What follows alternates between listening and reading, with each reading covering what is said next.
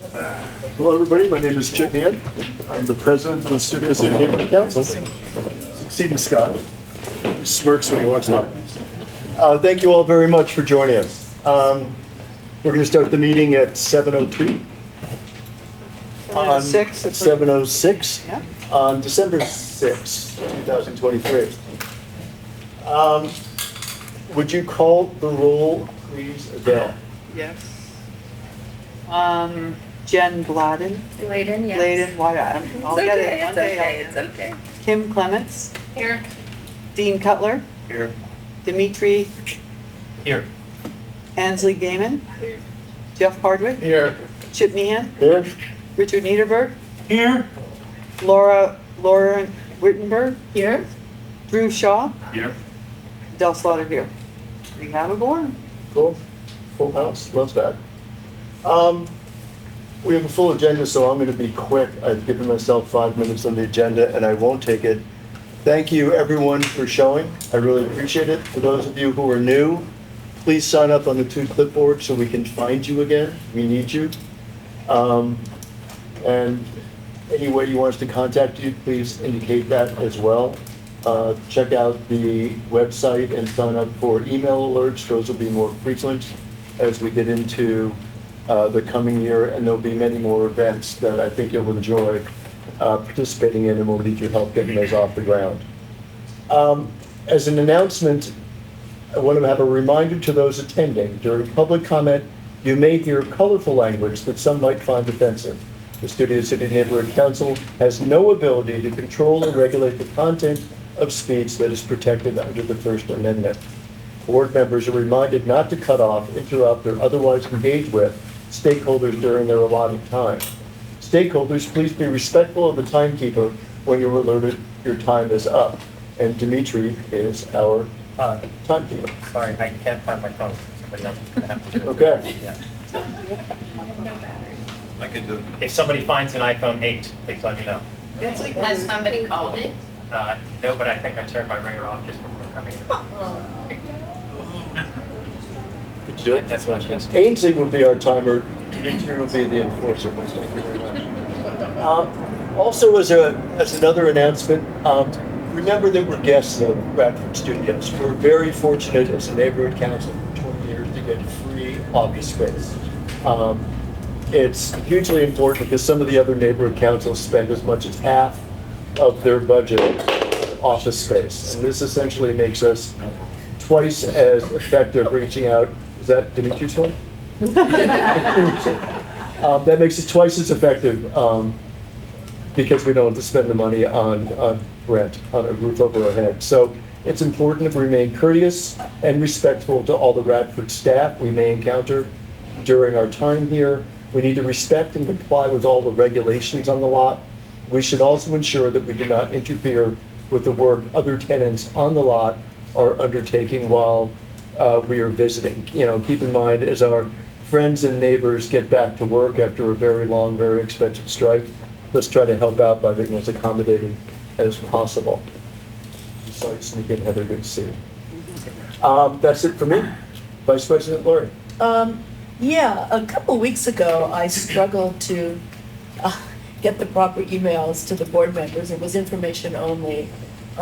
We haven't put it on the agenda yet for a discussion, so we can't have a discussion now, but it was just information about the Assembly Bill 11 that passed that allowed neighborhood councils to meet remotely, in other words, virtually, in a hybrid situation, remote and in person, and or in person.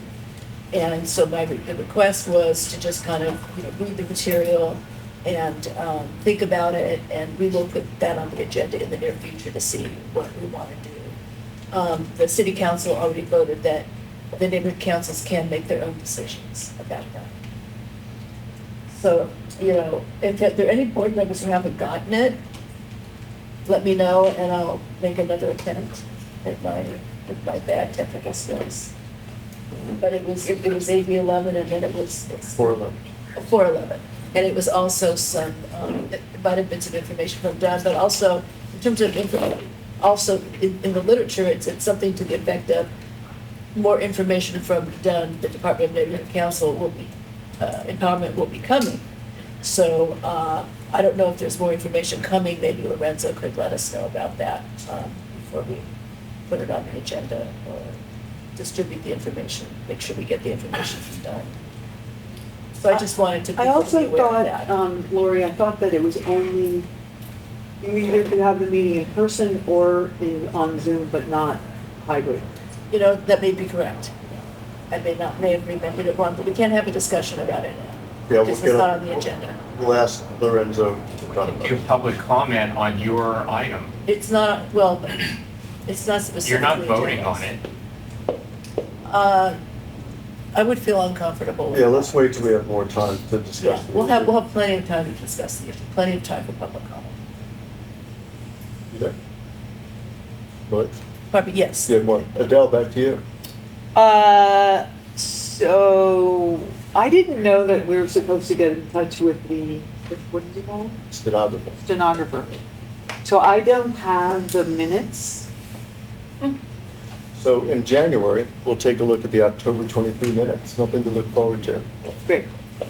And we're going to move on to the why does it say notification of election of new board members? It's coming. We're teasing it after we go through Jeff. Oh, okay. I'm teasing that we're going to do this after the next thing. Go ahead. Jeff? Nothing really to report. I think I have one CIS in the hopper, so that's in progress. But other than that, that's it. Kim, you've had more than a pass through. Yes. We're, a lot of work here. Hold a second, we have the phone. Applause, we have the phone. That's okay. First of all, I just, in general, I did want to make note and once again to tell all that the phones in the office are billed weekly by norm. So if you don't need to use them, don't do so. In the first 5 months of this fiscal year, phone calls have amounted to $100 and some change, and that was 17 invoices, that $100 that had to get processed. They can't come in the email separately, everything has to get married, it has to get put into the system, it's a real big issue. So please, if you don't really have to use it for business, don't, and please let your committee people know as well. It's a real hassle. Look, we all have cell phones, but clearly if it's needed for business reasons, you don't want to use the phone, understood. I just want to remind everybody that it's been banned. One invoice was 20 cents, and Radford, as wonderful as they are, will come after me for emails saying, you know, these 3 invoices are not going to be paid, they're going to be paid, and the amount's like $5. So it's a real thing to keep up on. So anyways, so with that said too, I want to also make an announcement too about the budget committee is there for a reason, and the anything of significant value that any of your committees want to bring that you're thinking of doing should really get passed through the budget committee before it comes to the board as a way to allow the people who are on top of the budget to ask, see what you've got going on, make sure that it's, that there's room in the budget, that it's being budgeted properly, and that will also help at least throw it to the treasurer for questions ahead, because that will also relieve possible extra work. If I am bringing a budget forward to be voted on again, I can incorporate that when I'm doing changes that I was already going to be doing, so it's good not to have surprises. I'm bringing this up because we do have several budget items that are later in the agenda, which we did go circumvent the budget committee for a few reasons on it, but I did at least see it ahead, but it's necessary. So I just want to remind everybody that any significant dollars, please remember to and incorporate that in the time frame that you wish to get something done. that a budget committee meeting will need to take place as well before you can move forward with it. So, okay, with that said, I'll start with the motions. A, motion, the Board of Studio City Neighborhood Council approves the monthly expenditure report for August 2023. Can we get a second, please? Second. Who's that? Thank Yeah. you. Jeff? We should vote. Is there any discussion first? Yeah, you have to open it up for public comment. Is there public comment on the August 23 expenditures? Not goat puppet. You asked me to talk to Holly. Thank you very much. I appreciate your expenditure report. If you're Van Nuys, you only have to spend $1,500 a month, last month on our website there.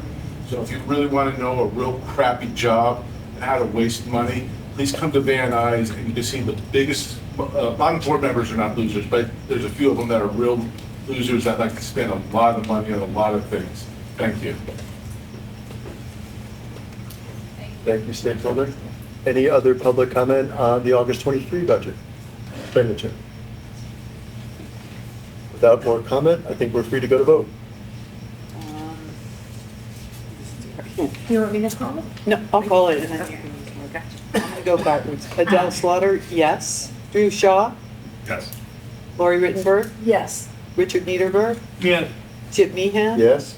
Jeff Hardwick, Yes. Ansley Gaiman, Yes. Dimitri Gatsonis, Yes. Dean Cutler, Yes. Kim Clemens, Yes. Jen Yes. Bladen. Got it. Motion passes. Okay, thank you.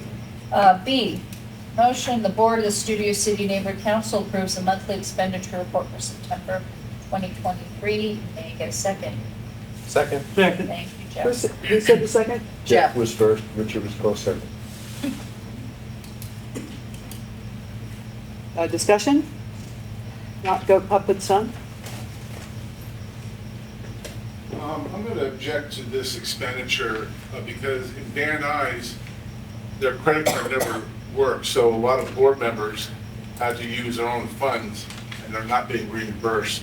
So you have to follow the way of Van Nuys, making sure board members that expend their own funds don't get reimbursed. You got to do the worst you can. Don't try to help the public. Don't update your website. Just do whatever you can to be destructive. Thank you. Any other public comment? Not seeing any, call for a vote. Jen Bladen, Yes. Kim Clemens, Yes. Dean Cutler, Yes. Dimitri Gatsonis, Yes. Ansley Gaiman, Yes. Jeff Hardwick, Yes. Chip Meehan, Yes? Richard Niederberg, Yeah. Lori Rittenberg, Yes. Drew Shaw, Yes. Adele Slaughter, yes. Motion passes. 2-0, keep going, Bill. C, motion, the Board of the Studio City Neighborhood Council approves the monthly expenditure report for October 2023. Can we get a second, please? Second. Who's that? D. Ri- Dean? Discussion, open for discussion? Not goat puppet son? Thank you very much. I don't approve of this. It might be considered racist. In Van Nuys Neighborhood Council, they spend money willy-nilly without any justification, waste it, and so forth. So you need to be as wasteful as possible, like Van Nuys. And if you don't do it, you're considered racist and anti-Semites. Thank you. Any other discussion? No, not seeing any. We're gonna vote. Adele Slaughter, yes. Drew Shaw, Yeah. Lori Rittenberg, Yes. Richard Niederberg, Yes. Chip Meehan, Yes? Jeff Hardwick, Yes. Ansley Gaiman, Yes. Dimitri Gatsonis, Yes. Dean Cutler, Yes. Kim Clements, Yes. Jen Bladen. Yes. I got it. Okay. 3-0. D, motion, the Board of the Studio City Neighborhood Council approves the revised 2023-2024 budget plus signers and card holders names. And I need a second, please. Second. Lori Thank you. Rittenberg. Discussion? Are you up? Mr. Nago Puppetson? Thank you very much for doing this. If you were in Van Nuys Neighborhood Council, what they do is take about 5 months to have people sign on the card. Took them 5 months to get signers on the credit card and to approve the budget. The reason why is everything had to be asked from the city attorney on what they can and can't do. So if you want to make sure you get nothing done, please come and visit us at Van Nuys Neighborhood Council and see what true losers are. Thank you. Thank you. Call for the vote. Jen Bladen? Gary, I think, has a, Oh, sorry. I was just gonna say, I hope we have the credit card signers soon, because there are some copies of the agenda here tonight from our copier in the office, and while we got ink some time ago, now it needs at least one of the drums, so hopefully we can get that soon when and if there's a credit card. There is, purchased. it exists. Not the black one. The color, drum? yeah, the yellow, red, I and think I have a blue color. BAC for that, but maybe not. Yeah, the ink. Okay, but yeah, Jen, I think does have hers, so the only change here is that we've added Chip to be a signer and card holder. And that should be in Charles, most likely, have Chip on the card. Okay, we can change the And name on there. Chip, you don't have yours yet? No. Let me know what you need. Yeah. Where were you this afternoon? Where were you this afternoon? Not here. Now I'm gonna have to send her an invoice, you know, that's gonna hurt. Sorry. Any other comments? Sorry, I didn't see your hand there. Any other comments? Not seeing any, let's call for the vote. Jen Bladen? Yes. Kim Clements? Yes. Dean Cutler? Yeah. Dimitri Getsonis? Yeah. Ansley Gayman? Yes. Jeff Hardwood? Yes. Chip Meehan? Yes. Richard Niederberg? Yes. Laurie Rittenberg? Yes. Drew Shaw? Yes. Del Slaughter, yes. Motion passes. Hey, on to the next, a discussion of Carpenter Elementary School request for grant to aid in funding 100-year celebration. This is a neighborhood purpose grant. Let me read on the grant. And do we have, here we go. We have Jennifer DeRosa Collins here, is that correct? Yes. From the Carpenter, Community charter from the school. from the school, but you wrote the what committee? The committee? Oh, for- so I'm the centennial chair for the 100th year at Carpenter. I'm a parent at Carpenter, but I'm the centennial chair. Thank you. So let me at least read what the grant stated. So I'm so glad you came to answer Thank you that. for Carpenter Community Charter is celebrating its 100th anniversary this school year. Celebrating a milestone as large as 100 years is a great opportunity for students, staff, and the community to reflect on and celebrate Carpenter's progress and successes over the years. Initiatives will include a series of events and marketing to the community. Signage will be displayed in Studio City on Ventura and at school, and is meant to compel students, staff, teachers, parents, and the community to learn more about the school's history and commitment, and also raising awareness among local businesses and extra future enrollment. Sponsorship and support. Our plan is to fund light pole banners on Ventura in the fall and again in the spring for 6 months, host an August 30th pep rally, a 100-day pep rally, and a spring event on April 13th, 2024 to include all alumni, families, and staff. And I just want to add also, there's a question, how will this grant be used primarily? And it says, we will use this grant to visually represent our anniversary to our community by way of banners and hosting a large alumni event. We will invite the community and neighborhood to celebrate together. Banners to be hung on Ventura Boulevard and on campus, inside and outside the campus. Now that I've at least given people the information, do we want to open to public comment Yeah, first, Chip? yes, Is that how yeah. we should do that? Public comment? Barry? So, full disclosure, I'm an alumni of Rio Vista, but over the years, we have tried to balance between the two elementary schools, and I can't remember in my 17-year history of us ever doing 5,000. And I can think maybe 2,000, and we've done it for long-lasting projects like benches or some playground equipment or something. And this, to me, is for banners that are just here for a while and then gone. So I just think it's a little high for what this neighborhood council has done in the past, but for any school. Thanks. Lisa? Is it 5,000? I don't remember hearing you say 5,000 that. was the request. They split it as 500 for photographer, 4,500 for, say the exact wording here, for event and marketing expenses. So they are asking for the 5,000. Yeah. Please. So I did want to just tell everybody a little bit about why we're asking for this and what we've done so far. So I don't know, we put up light She's having trouble Wait a getting. second. Okay. Can you just stand up? Sure. So at the beginning of this August, we actually worked with a company to put up light pole banners on Ventura Boulevard. They're actually up now, so you've probably seen them if you've driven down Ventura. We could only afford to put up 3 months now. We couldn't do anything on Laurel Canyon. They're extremely expensive. So we spent about $5,200. We put them up down the street for 3 months, and they're going up again. We had to take them down, and then we're putting them back up for the last 3 months of school. That's what we paid for already. So when I was filling this out, because I didn't know when I would get here, I left it very broad because I wasn't sure how fungible the money was. So I knew we had to pay that, and I didn't know if I'd get here beforehand. And as it was, I didn't because the meetings were canceled.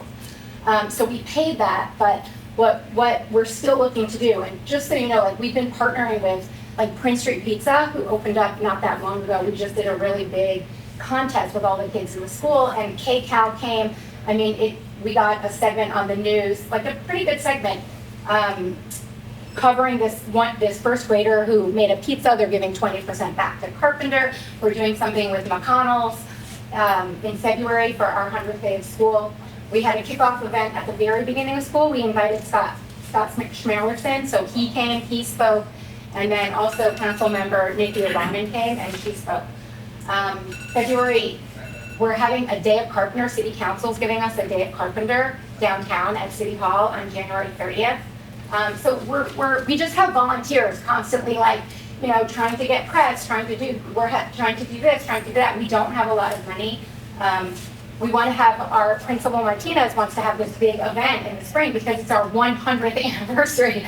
Doesn't come along a lot for, you know, and we want to open that up to the entire community. We're bringing in food trucks, but we want to put up some banners at the gates. We would love to have more street banners down Laurel Canyon to announce it. Everywhere we look, we see schools, and they're up for months, but this is the first time Carpenter's ever had a banner up on the street on Ventura, and we'd love to have some more in Laurel Canyon.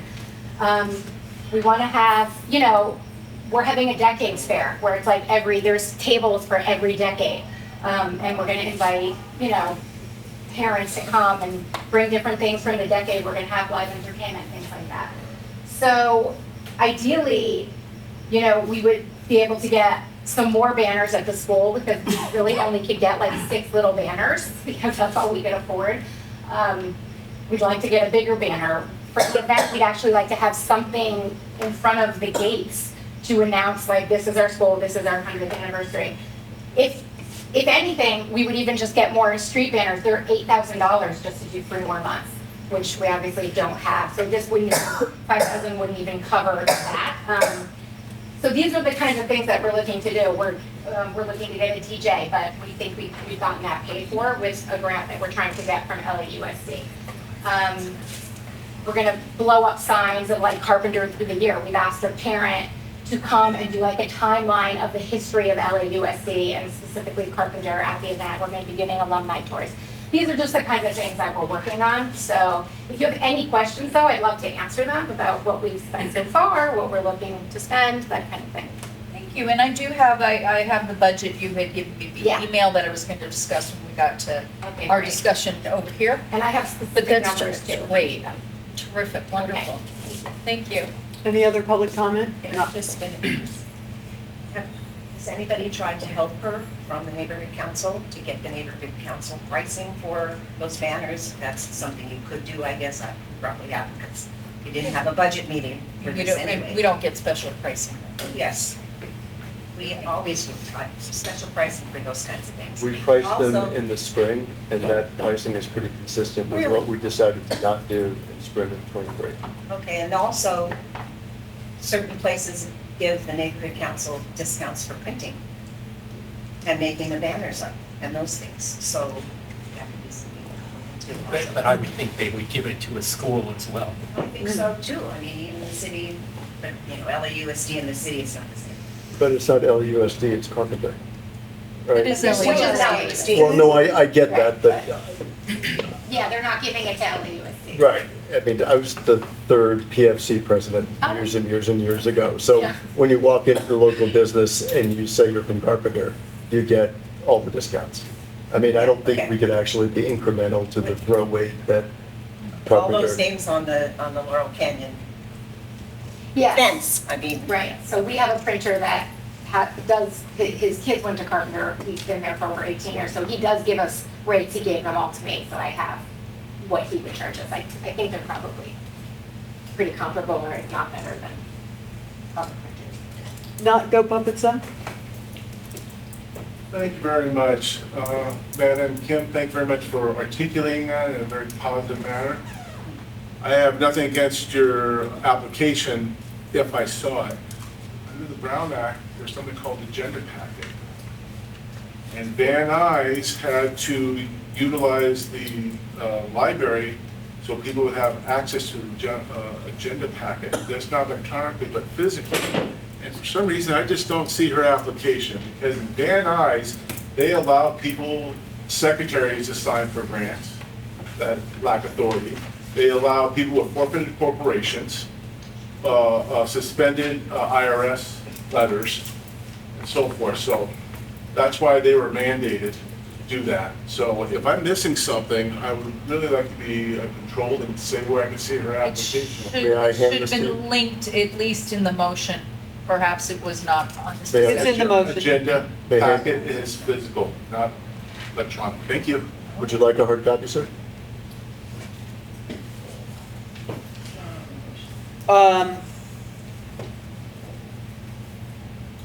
Any more discussion from the audience?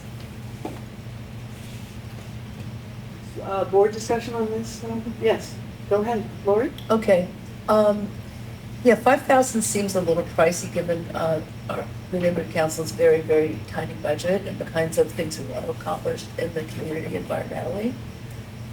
Is there a way that we could, that the money, we could earmark any money that we contribute to maybe plant some nice trees with a plaque donated by the Studio City Neighborhood Council, to improve the environment that the children are studying in? Is there anything is that any of that possible?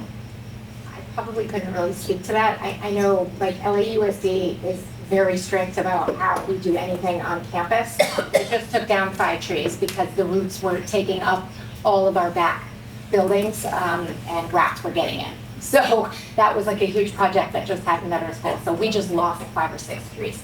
And we're not allowed to plant any more in that whole area because they uprooted all of the ramps that were going into those 3rd grade classrooms. Yeah, I just think 5,000 is a lot out of our budget for that. That's my feeling, and if we can't donate something tangible that would benefit the kids and the community, the school and the community, I feel the way Verity feels. I would rather be offering a lot less than 5,000. Give a number. 2,000. I'm with Barry. I was going to bring that up as well. I wanted at least something I learned. You can approve the motion for less, but you can't approve that, and you can't, vote on it to be more. So I put it for the max so that we could discuss this. I also feel that the 5,000 is a lot. I understand you can spend tons, as you were saying, the 8 grand and everything. The budget, as it was given to me, I did have some discussions with Jennifer via email to understand better what this was all about, what they were using it for, and a little under 12,000 was a rough budget that they had come up with early in the year. PTA's been paying some stuff, so they were still looking at about 10,500. So an ask of 5,000, half is it's a lot. I think several of us are feeling that way, that it's a lot of money. It's 12% of our full budget, and it depends as well as to what it's going to be spent on. For sure. I think a 100-year celebration is definitely a community event. It's worthy event to support and help out. So I'm for this, but definitely for less. Do you have a number, Kim? I was thinking about 2,000 as well. Drew? Yeah, my question has to do with the Brown Act issue that was raised with the way that we're bringing this up. Lorenzo, are we in compliance with the way that we brought this forward? If we don't have hard copies for this, for the public? I just don't want to vote on something that we're. Isn't there a link on the agenda for this? Yeah. In the motion, but what And there is a hard copy that I happen to grab on the table. was being said was that we were supposed to have hard copies with the agenda here for people. Well, all you Is that need to correct, have is Lorenzo? one that's We over just there. need one though. Which, Which was at the table. As long as there's a hard copy available, maybe to the public, so any member of the public can view it. But it's always a good practice to include information with the supplemental documents to the agenda, but as long as one is available for the public for viewing, that should suffice. And it's on the link, Yeah. the website.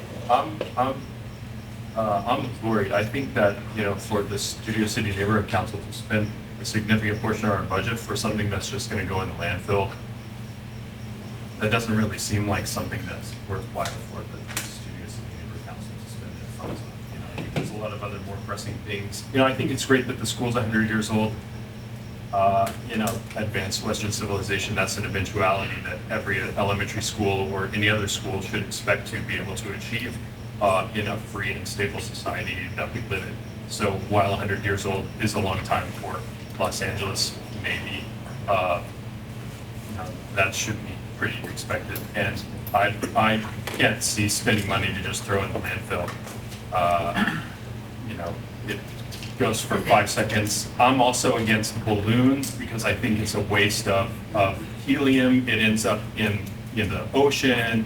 It's just something that's it's so superfluous that I think that, $5,000, we could feed like 1,000 people a meal. That you have to put into perspective of what we can do with this funds, so. It's like maybe $24 fees. Right. $40 fees. so. We Drew, we do movies, we do community events. This is a community event. I think it is it is a worthwhile event, and maybe we can discuss some of the other items if people want to wrap their heads around something that would be more worthwhile. One thing on here that was given to me as part of the budget, science materials and other items for kickoff on August 30th. That's just $250, but I think that people can get behind such things. Dimitri? So first off, congratulations to the school on the 100th anniversary. I happen to think it is a pretty big deal. I think that Carpenter School is a source, or should be, a source of great pride to the Studio City neighborhood. I lived in Silver Lake for many years. We had an excellent school there called Ivanhoe. Carpenter is practically its equal. It's a very well-known school. It should be a source of pride in the community. my biggest concern at this point is the $5,000 and not having anything that I can look at that certifiably tells me what the amount of these banners would actually cost. I mean, I have it all written down. Yeah, can but I tell you everything. don't have it, so I feel a little bit disempowered Right. in that way. I would feel much more comfortable endorsing whatever the amount happens to be or having a conversation around it if I could see that. Right. And I have to also say, I'm mildly skeptical of the amount of resourcefulness that Carpenter is putting into hiring their own hands for these kinds of things. For instance, when you mentioned a DJ, if to the extent that that's an expense, I feel that that's something that someone at the school should be able to do so as to be able to reduce costs there. So then you guys would be picking up more of this cost. That would weigh a little bit better on my conscience in Right. terms of signing off on them. Well, the DJ is something that we've already asked LAUSD to pay for.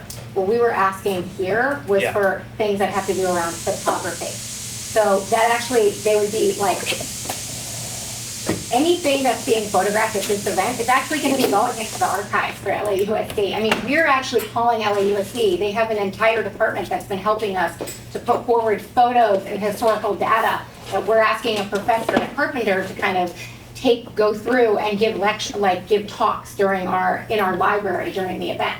So anything that we have from this event, we're actually going to be forwarding on to them.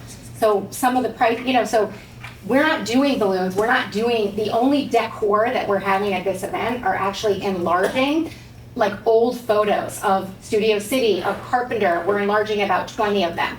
We're putting them on easels that we already own, and we're just putting them around. Yeah, I want a stronger sense of that. I think this, also, I'll just speak to the whole council here.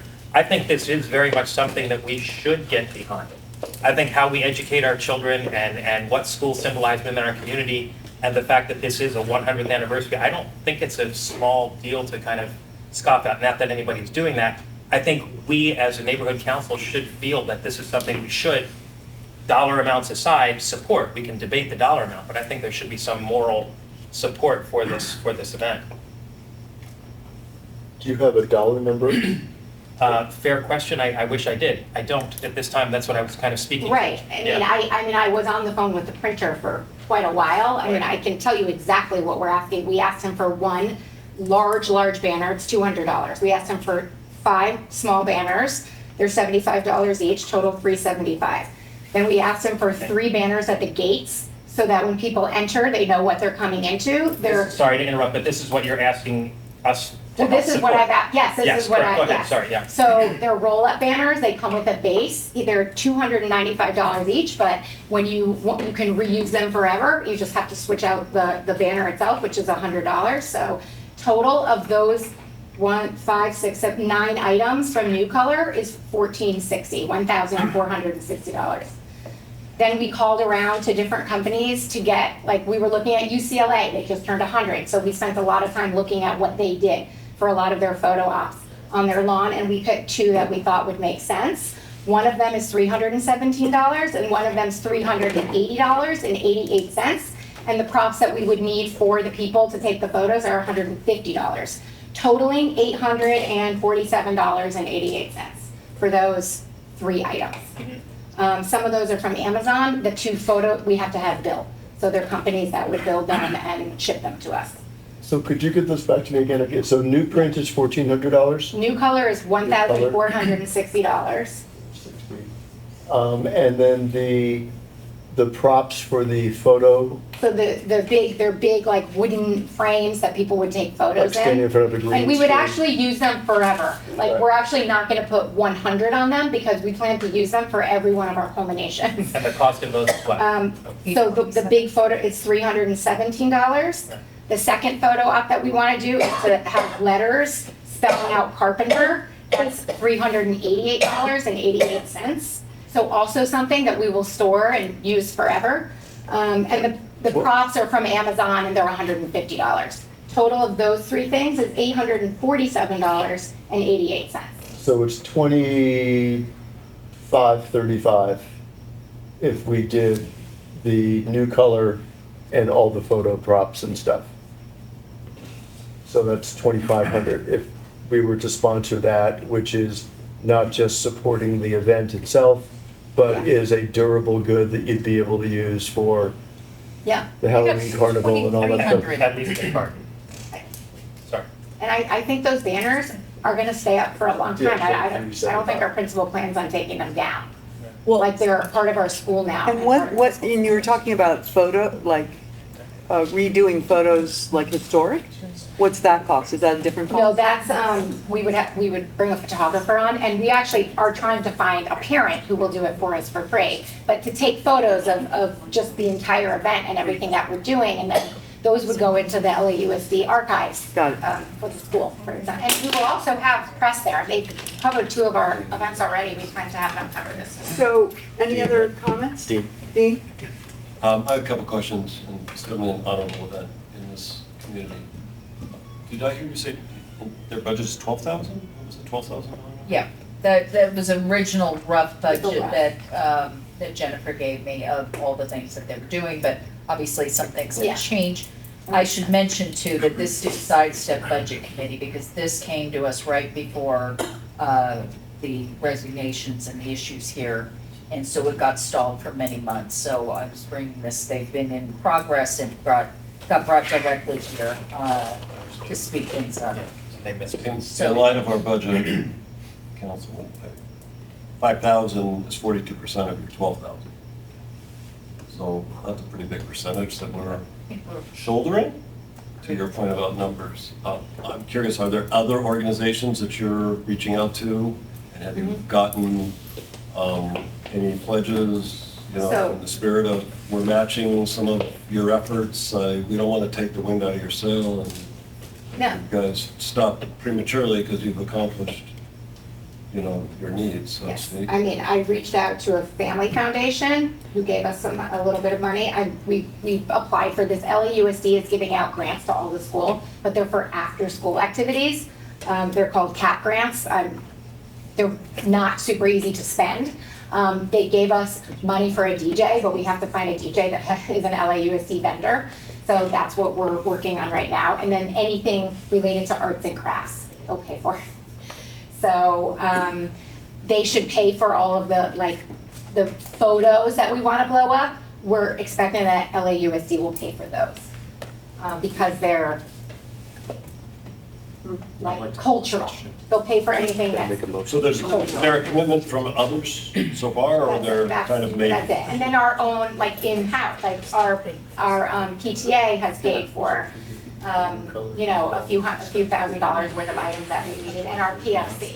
The Family Foundation approved, or you just reached out to the Family Foundation? The Family Foundation approved, but it didn't actually come to the 100th year. It's something that they give to our school every year, so it's not really for this. It has to go to a nonprofit. I'd like to say something. You want to, go ahead, you go and then I'll go. I'd just like to say that Carpenter's within the Studio City boundaries.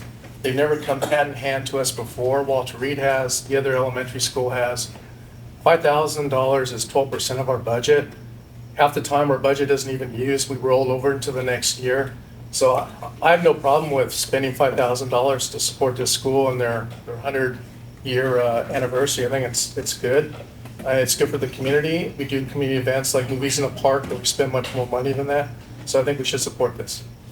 I just want to say, I was just going to say, Kim, we are coming to the end of our fiscal year in June, I know. and we haven't spent nearly all of our money. No, but here's the thing, and I appreciate what people are saying, and I know people think, well, we have these dollars, we don't want to lose them. They are still taxpayer dollars, every dollar I that we understand that, I'm have. just saying that So we. that if it even goes back to the city, then it should go back to the people. So we shouldn't spend unnecessarily or more than we think is correct and fair and proper. So, I'm just saying, this is for the city, right? Carpenter my son went there and had an amazing experience, and because of Carpenter, really good things happened to him. Especially because he got a big award when he was graduating 5th grade there, and it just meant so much to him. Which he's been talking about for well over 20 years. So, It's the only it's thing all the kid ever. worthwhile, but but I'm saying, I'm saying that I think that it is a school in our district, and I'm with Jeff that that it's worthwhile spending the money. And I think that for them to have a 100-year celebration and ask for alumni to come in, and it's a good thing. I think it's a good thing. Anyway. I'm with you too. And how often did Jeff and Adele actually agree on things? I put 5 kids through Carpenter. I was one of the early presidents at PFC, which was the first model to use a 501(c) organization to support public schooling. It has been a very important part of my life. I know that some of the most important stuff, this current role notwithstanding, that I've ever done in my life has been the stuff that we all did with Carpenter. Our friends, as we leave our 60s, are still Carpenter parents.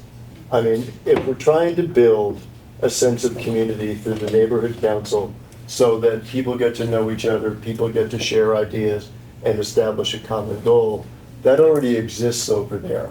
And I think tapping into that is a no-brainer. I think the question really comes down to how much do we want to spend? How much do we think is responsible? I hear what Kim is saying about let's give the money back to the people.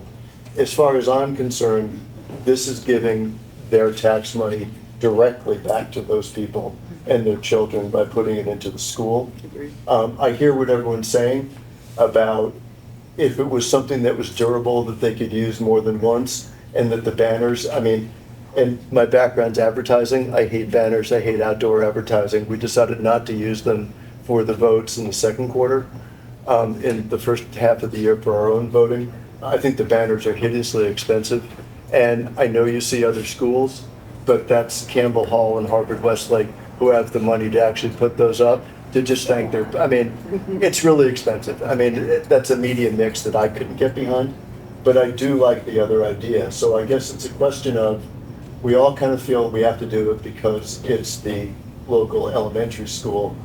How do we handle the process where we have a sliding scale between 2,000 and falling with Lori and a max of 5,000? What, I mean, do you want to do a show of hands by 1,000? And how do we negotiate that number between us? I don't know. Well, there's the other factor about, I don't want anything to go in the landfill. I don't want to pay for that. And I would like the money to go to something durable. And also, just to the point of, well, we have this money, we're not going to give any money back to the city this year. It's not going to happen. We have all sorts of ideas to improve the environment, planting more trees, all sorts of things. No, we're not giving any money back, which is not going to happen. So I'm not in a big hurry to spend money unless it's really, truly durable and justifiable.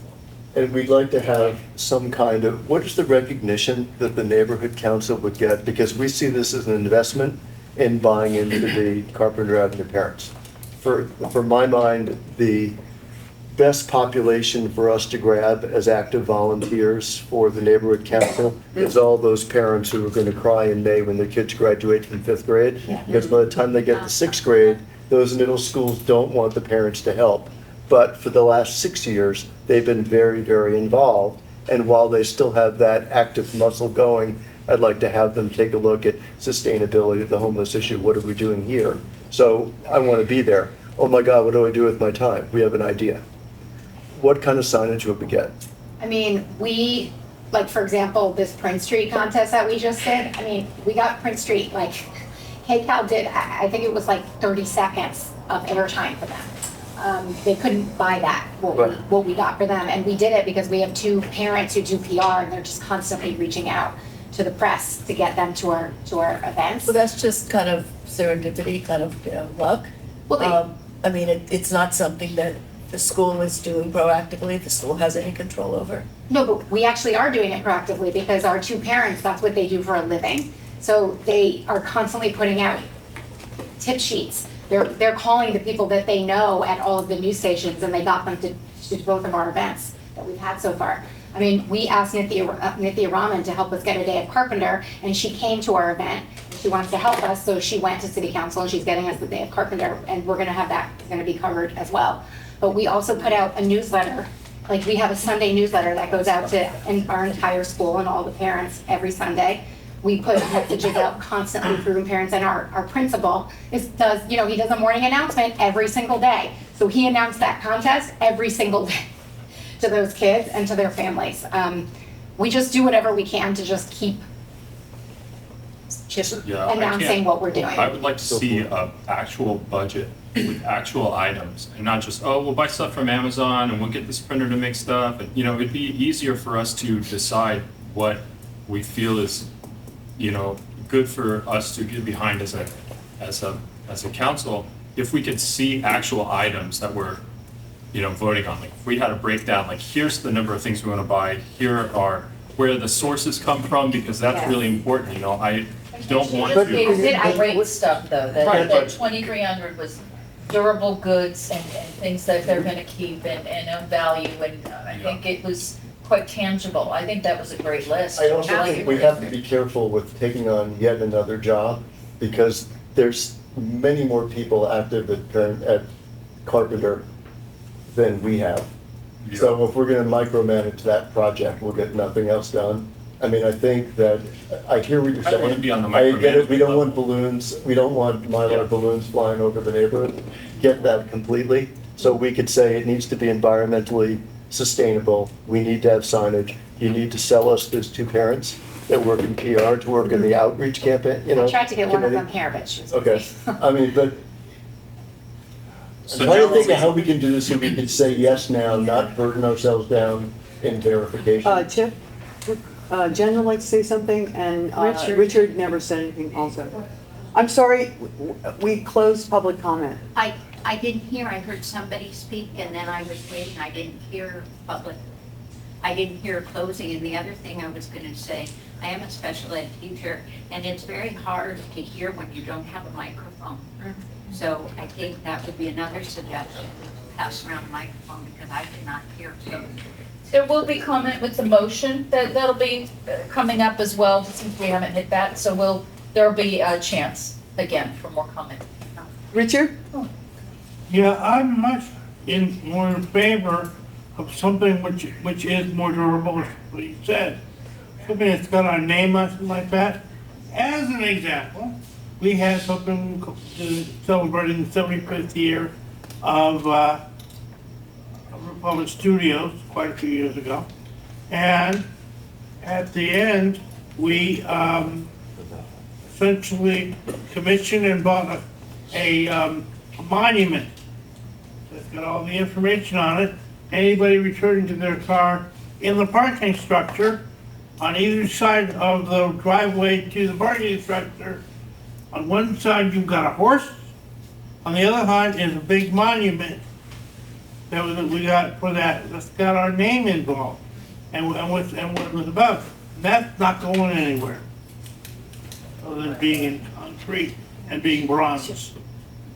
Anybody going back to the parking structure, you'll see it on the side of the walkway. Something Jen? more permanent is good. I was just gonna say that I think the outreach committee would very much like to have this conversation with Carpenter in general about how we can help you and you can help us. I mean, I feel like man hours are available to you from a lot of us, and I think we can do stuff through outreach as well. So we're gonna try and get one more meeting in before the holiday. So I'll, if that's okay, I would love to reach out. But I do think that what we need to do tonight is pick a number and vote and be done. And the number I would like to throw out is $2,500 because it's just over that $2,300 calculus that you did. And then to also, if it's possible, include in the motion that we're approving $2,300 toward durable goods and 25. I'm sorry, 25 toward durable goods. So I don't know if that counts as a motion. The motion's coming. Okay. And environmentally sustainable. Do you want to make the motion? Kim? Yes, I think I have to read it first before we can make changes, correct? Or, yes? Yes, go ahead. Okay, where do I lost my place, hang on. You want me to read it for you? No, I have it. So F. Excuse me, Adele, you would like to say something? Want to say something? No, I was just a bit confused. Jim, so you're reading the motion as stated originally, or has it been Correct. amended? No, There's been no amendments on. Oh, okay, that's what I was, because any board member can make that amendment to. Correct. redo it, but okay. for a Could we make it motion that before isn't we read read yet? it? Can we make it? That's why I was confused, I wasn't sure that. No, the motion is going to be read, and we were just discussing possibilities. Okay. So, F, motion, the Board of the Studio City Neighborhood Council approves the Carpenter Elementary School Neighborhood Purpose Grant request in the amount of $5,000 to be used toward advertising and celebration of the 100-year anniversary of the school. Is there a second? Second.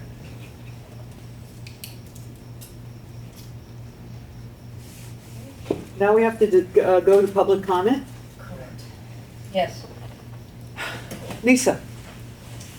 So the way you get your name out there, or the best way, is every drop of printed material, anything that they have that they hand out, anything that goes out, has the logo of the Studio City Neighborhood Council on it.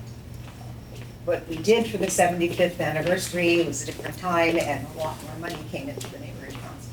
But I don't even know if the Neighborhood Council has one of those little boxes on the, it's not on Laurel Canyon? Oh, because that could be it also, something to that effect.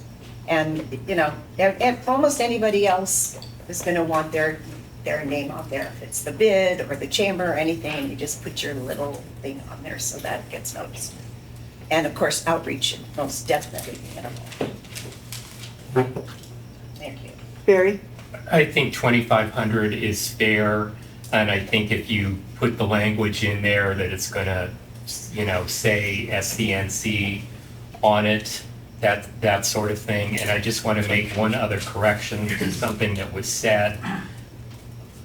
The three public schools, Rio Vista, Carpenter, and Walter Reed, over the years, to my recollection, have all been here equal amount of times. This is not Carpenter's first time ever asking for money, believe me. And also, over the years, I believe the various boards have tried to be as equal as they can to all three schools, in my recollection. So I just wanted to say, this is not Carpenter's first time here.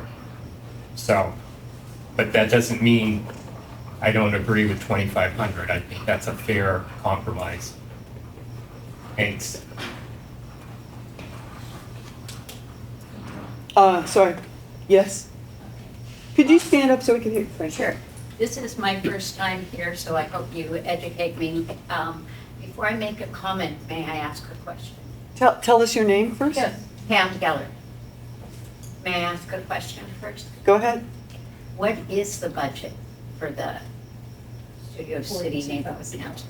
It's at 42,000 right now. Well, Normally it's 32,000. There was 10,000 of rollover funds from the prior fiscal year. Okay, so I was trying to get the bigger picture of Maybe how much stop is at any time. Okay.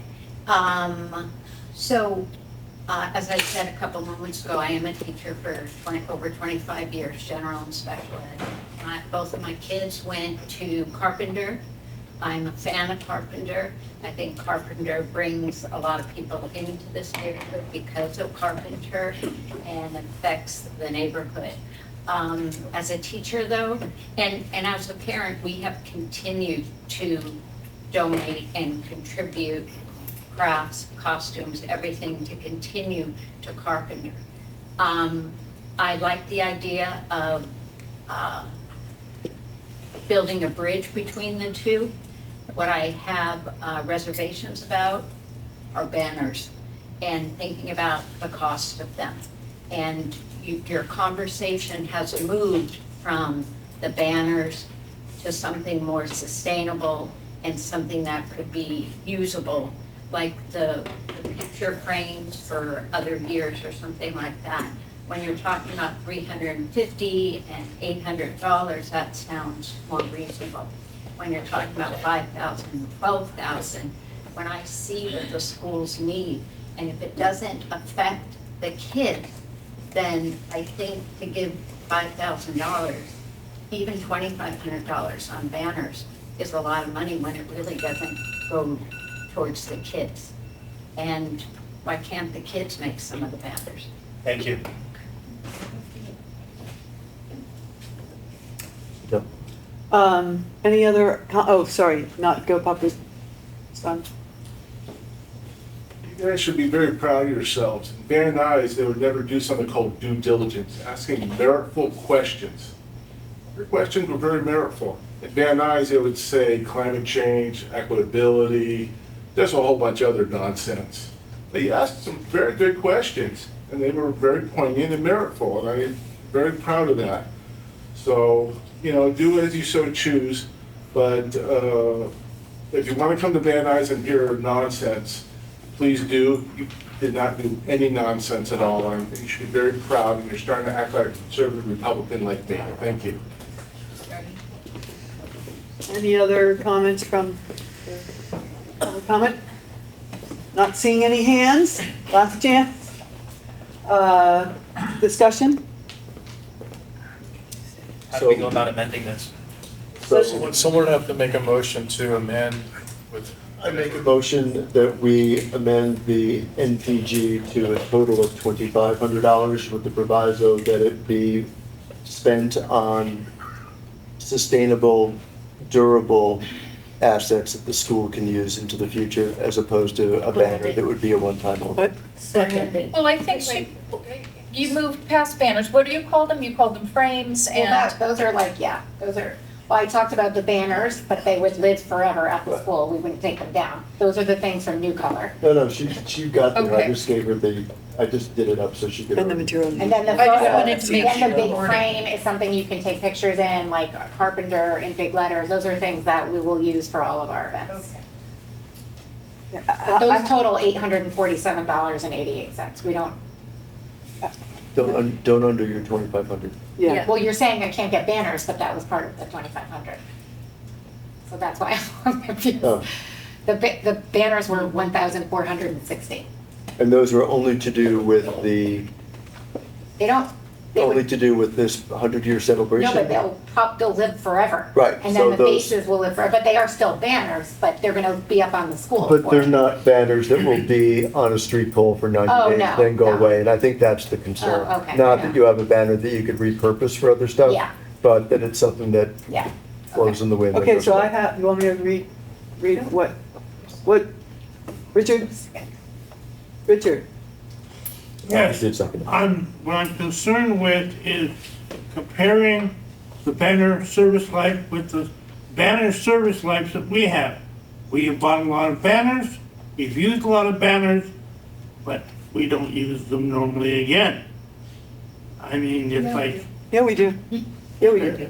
their durability is not The what ones we- people are Yeah. saying it is, because they won't be used again that way. Yeah, no, they're like vinyl, Yeah. and they're grommeted, and they're weatherproofed, and they're fade resistant, and I think there's a tiny misunderstanding about what kind of banners we're discussing, but the ones that Studio City Neighborhood Council owns and are hanging in our office are reusable. We put dates, we refresh the dates and stuff like that. So I want to say, make sure though that Chip, I'm pretty sure I heard you say part of your proviso was that they would have our name on them somewhere.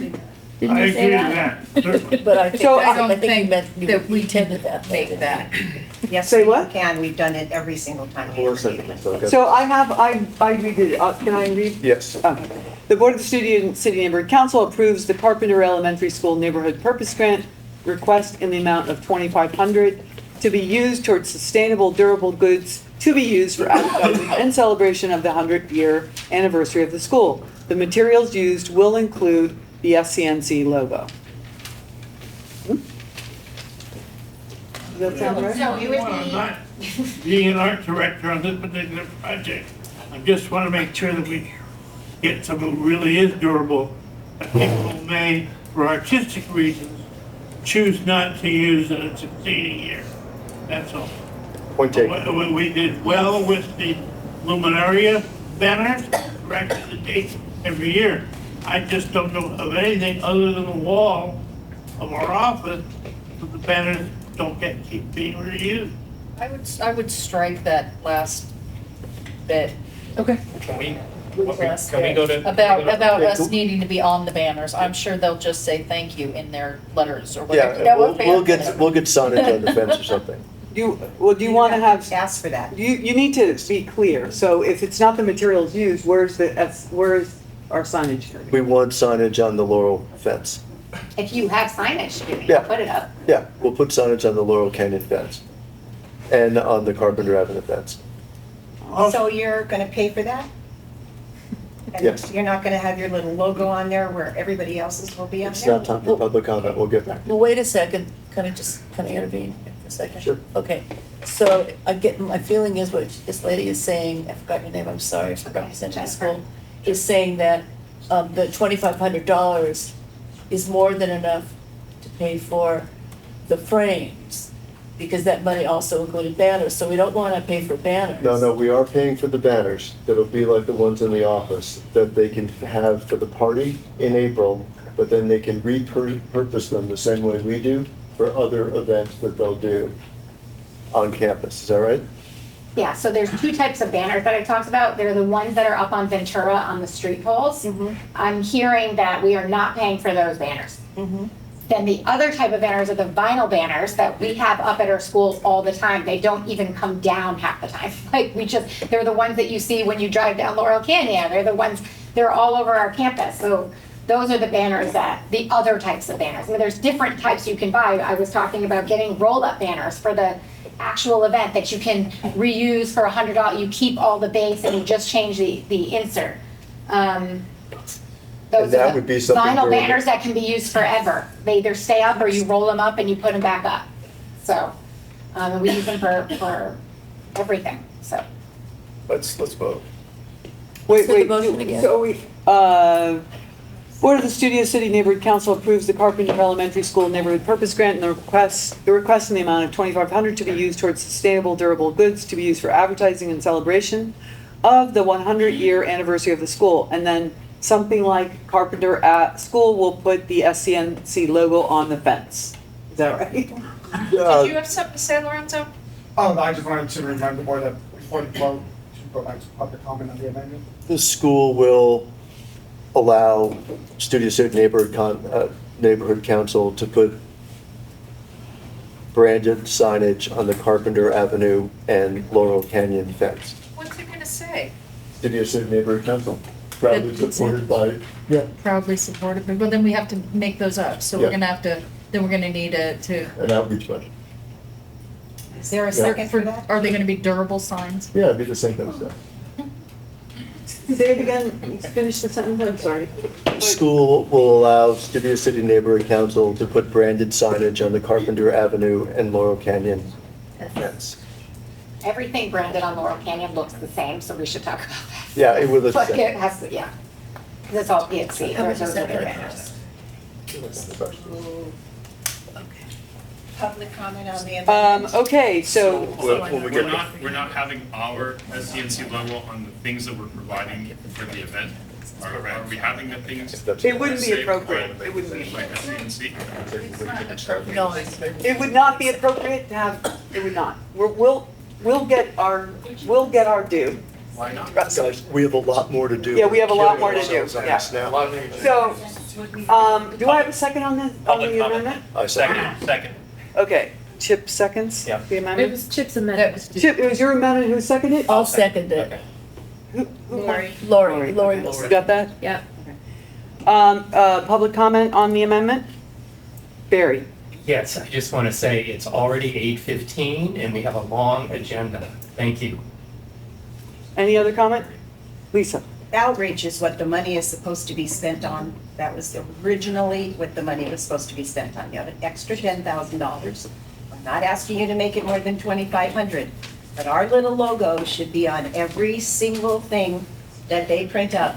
It's always been that way. Go look in the office, wherever there's any documents, it's got a little logo with all the other people's logo, that the bid, the chamber, whoever it is that's giving money.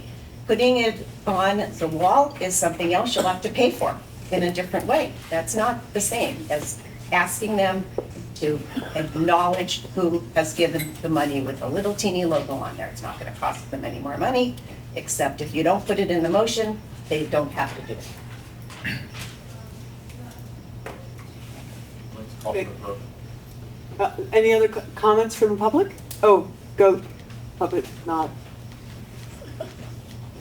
Once again, long discussion, you don't offer any food, so you don't think of my needs. And in Van Nuys, what they do as a big screw up until I took care of it and someone else did, you gotta specify how big your logo is based on a percentage. So if you have a big thing, you say it has to be done at least 5% with our logo. Because one of our wonderful individuals gave us a quarter size on a 10 by 10 item that we financed over there. So vagueness is not very good, and vagueness also needs you to provide more food. Thank you. Any other comments? Any further discussion on the board, or can we call for a vote? Any further discussion? Anyone needs to be heard? Okay. Do you need me to repeat the motion? Yes, please. The Board of the Studio City Neighborhood Council approved the Carpenter Elementary School Neighborhood Purpose Grant request in the amount of $2,500 to be used toward sustainable durable goods to be used for advertising and celebration of the 100-year anniversary of the school. Carpenter School will allow Scnc to put branded signage on the Carpenter Avenue fence. In Laurel Canyon. And Laurel Canyon, sorry, and LC. All right.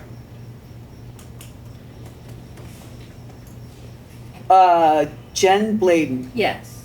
Kim Clements, Yes. Dean Cutler, Yes. Dimitri Getsonis, Yes. Ansley Gaiman, Yes. Jeff Hardwick, Yes. Chip Meehan, Yes?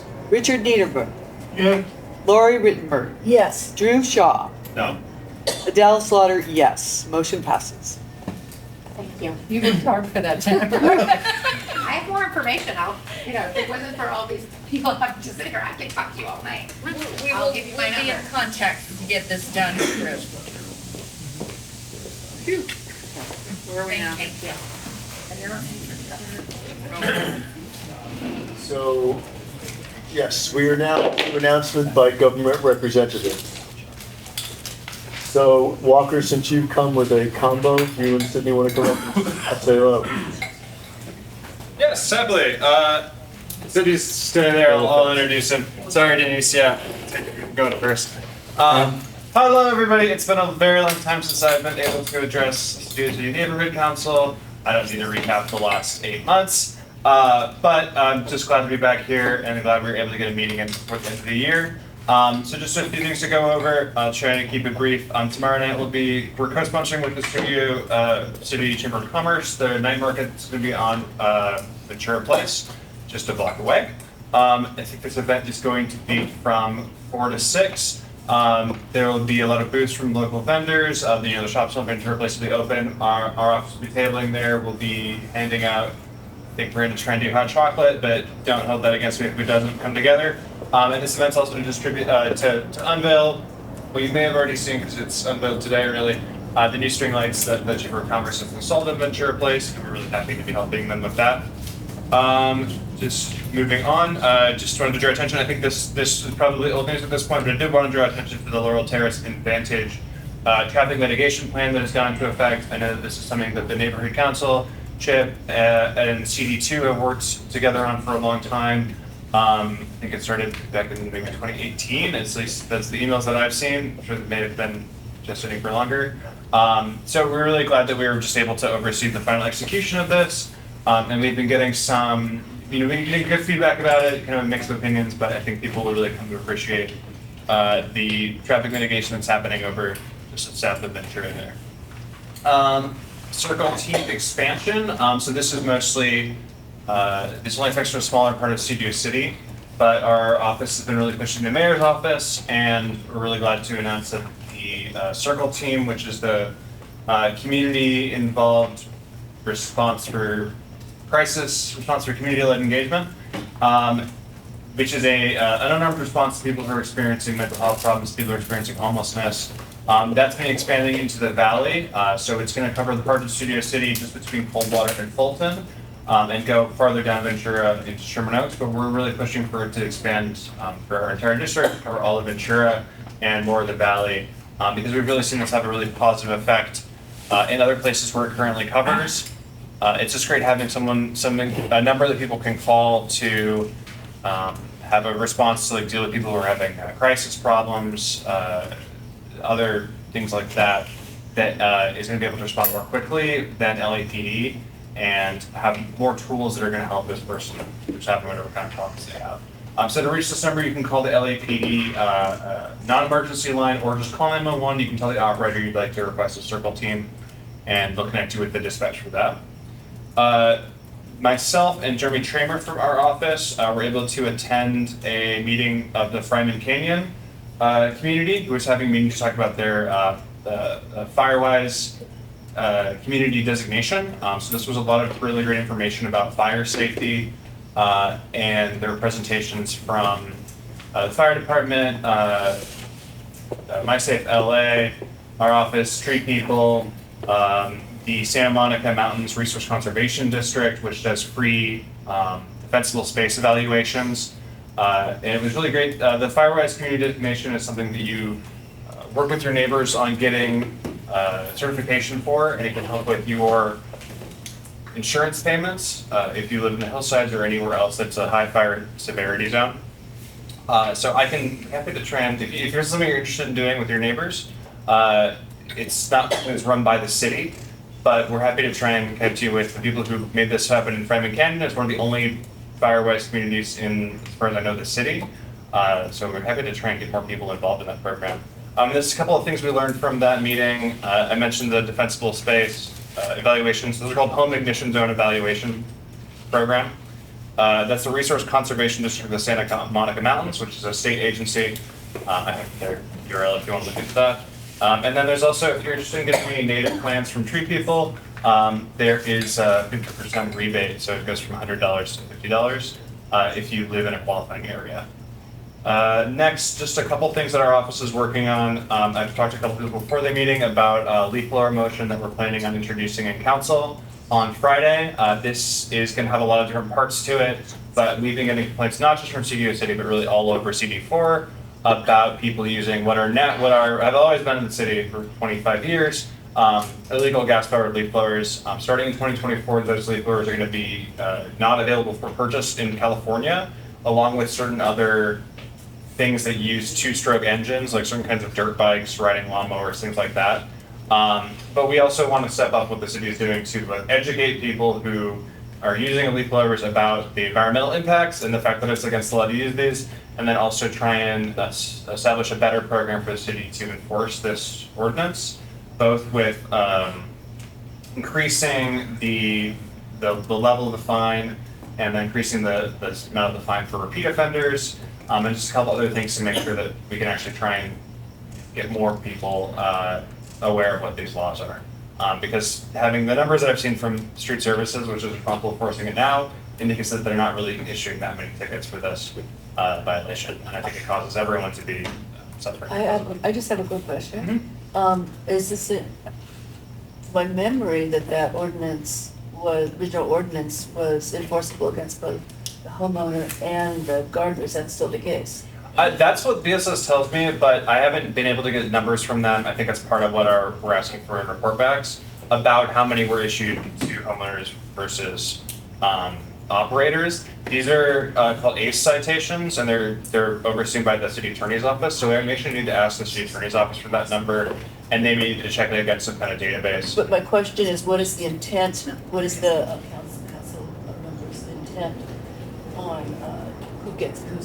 I think it should be enforced against the homeowner much more than against the gardener, because a gardener can't be expected to carry around, 8, 12 battery packs for an electric blower. I mean, they're so expensive. The homeowner, it's so easy to have one at home. They're cheap. Just keep it charged all week until gardener comes. Absolutely. I think we feel the same way. We think there's a lot of problems with going after gardeners about this. Where we think that that's alleviated by issuing tickets to homeowners, and we think that homeowners can either put pressure on their gardeners, or, I've talked to people who just bought an electric leaf blower and they keep it in their house. That's and what then I when do. Yes, that's the talking to you. I mean, their gardener comes by, they just use it, and then I think you said that you wanted to give it to them, and then they were like, no one else wants it. Anyway, but this is something we hope to. Sometimes the gardeners are resistant. Yeah. Because they don't think they're powerful enough, but they are. They've become much more powerful. Absolutely. And I don't even think that, I haven't done all that much research, but I think in the expense cost too, it's probably over the long term, you're saving money with the electric, because you're saving on gas costs. And then batteries, the equipment comes down in price. Just a couple other things.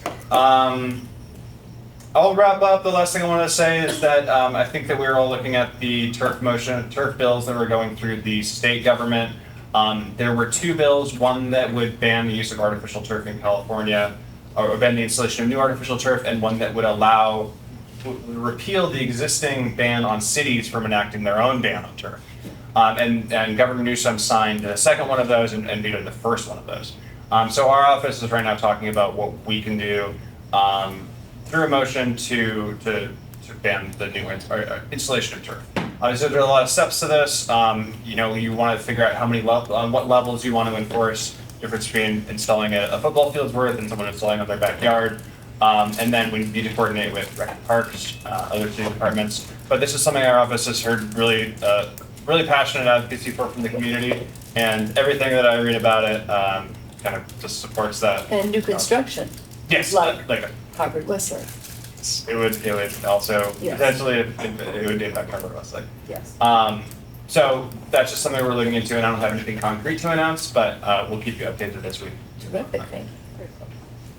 Barry, you had a public comment? I just wanted to clarify that the neighborhood traffic mitigation plan from Whitsett to Lankershim came from this board's transportation committee in 2017, and the board passed it. It was sent to Councilmember Krikorian, and they followed through on it. And CD4, since they took over the area, has been following through. But I want to give credit to the originators in CD2 of getting this through. And then I just had one question.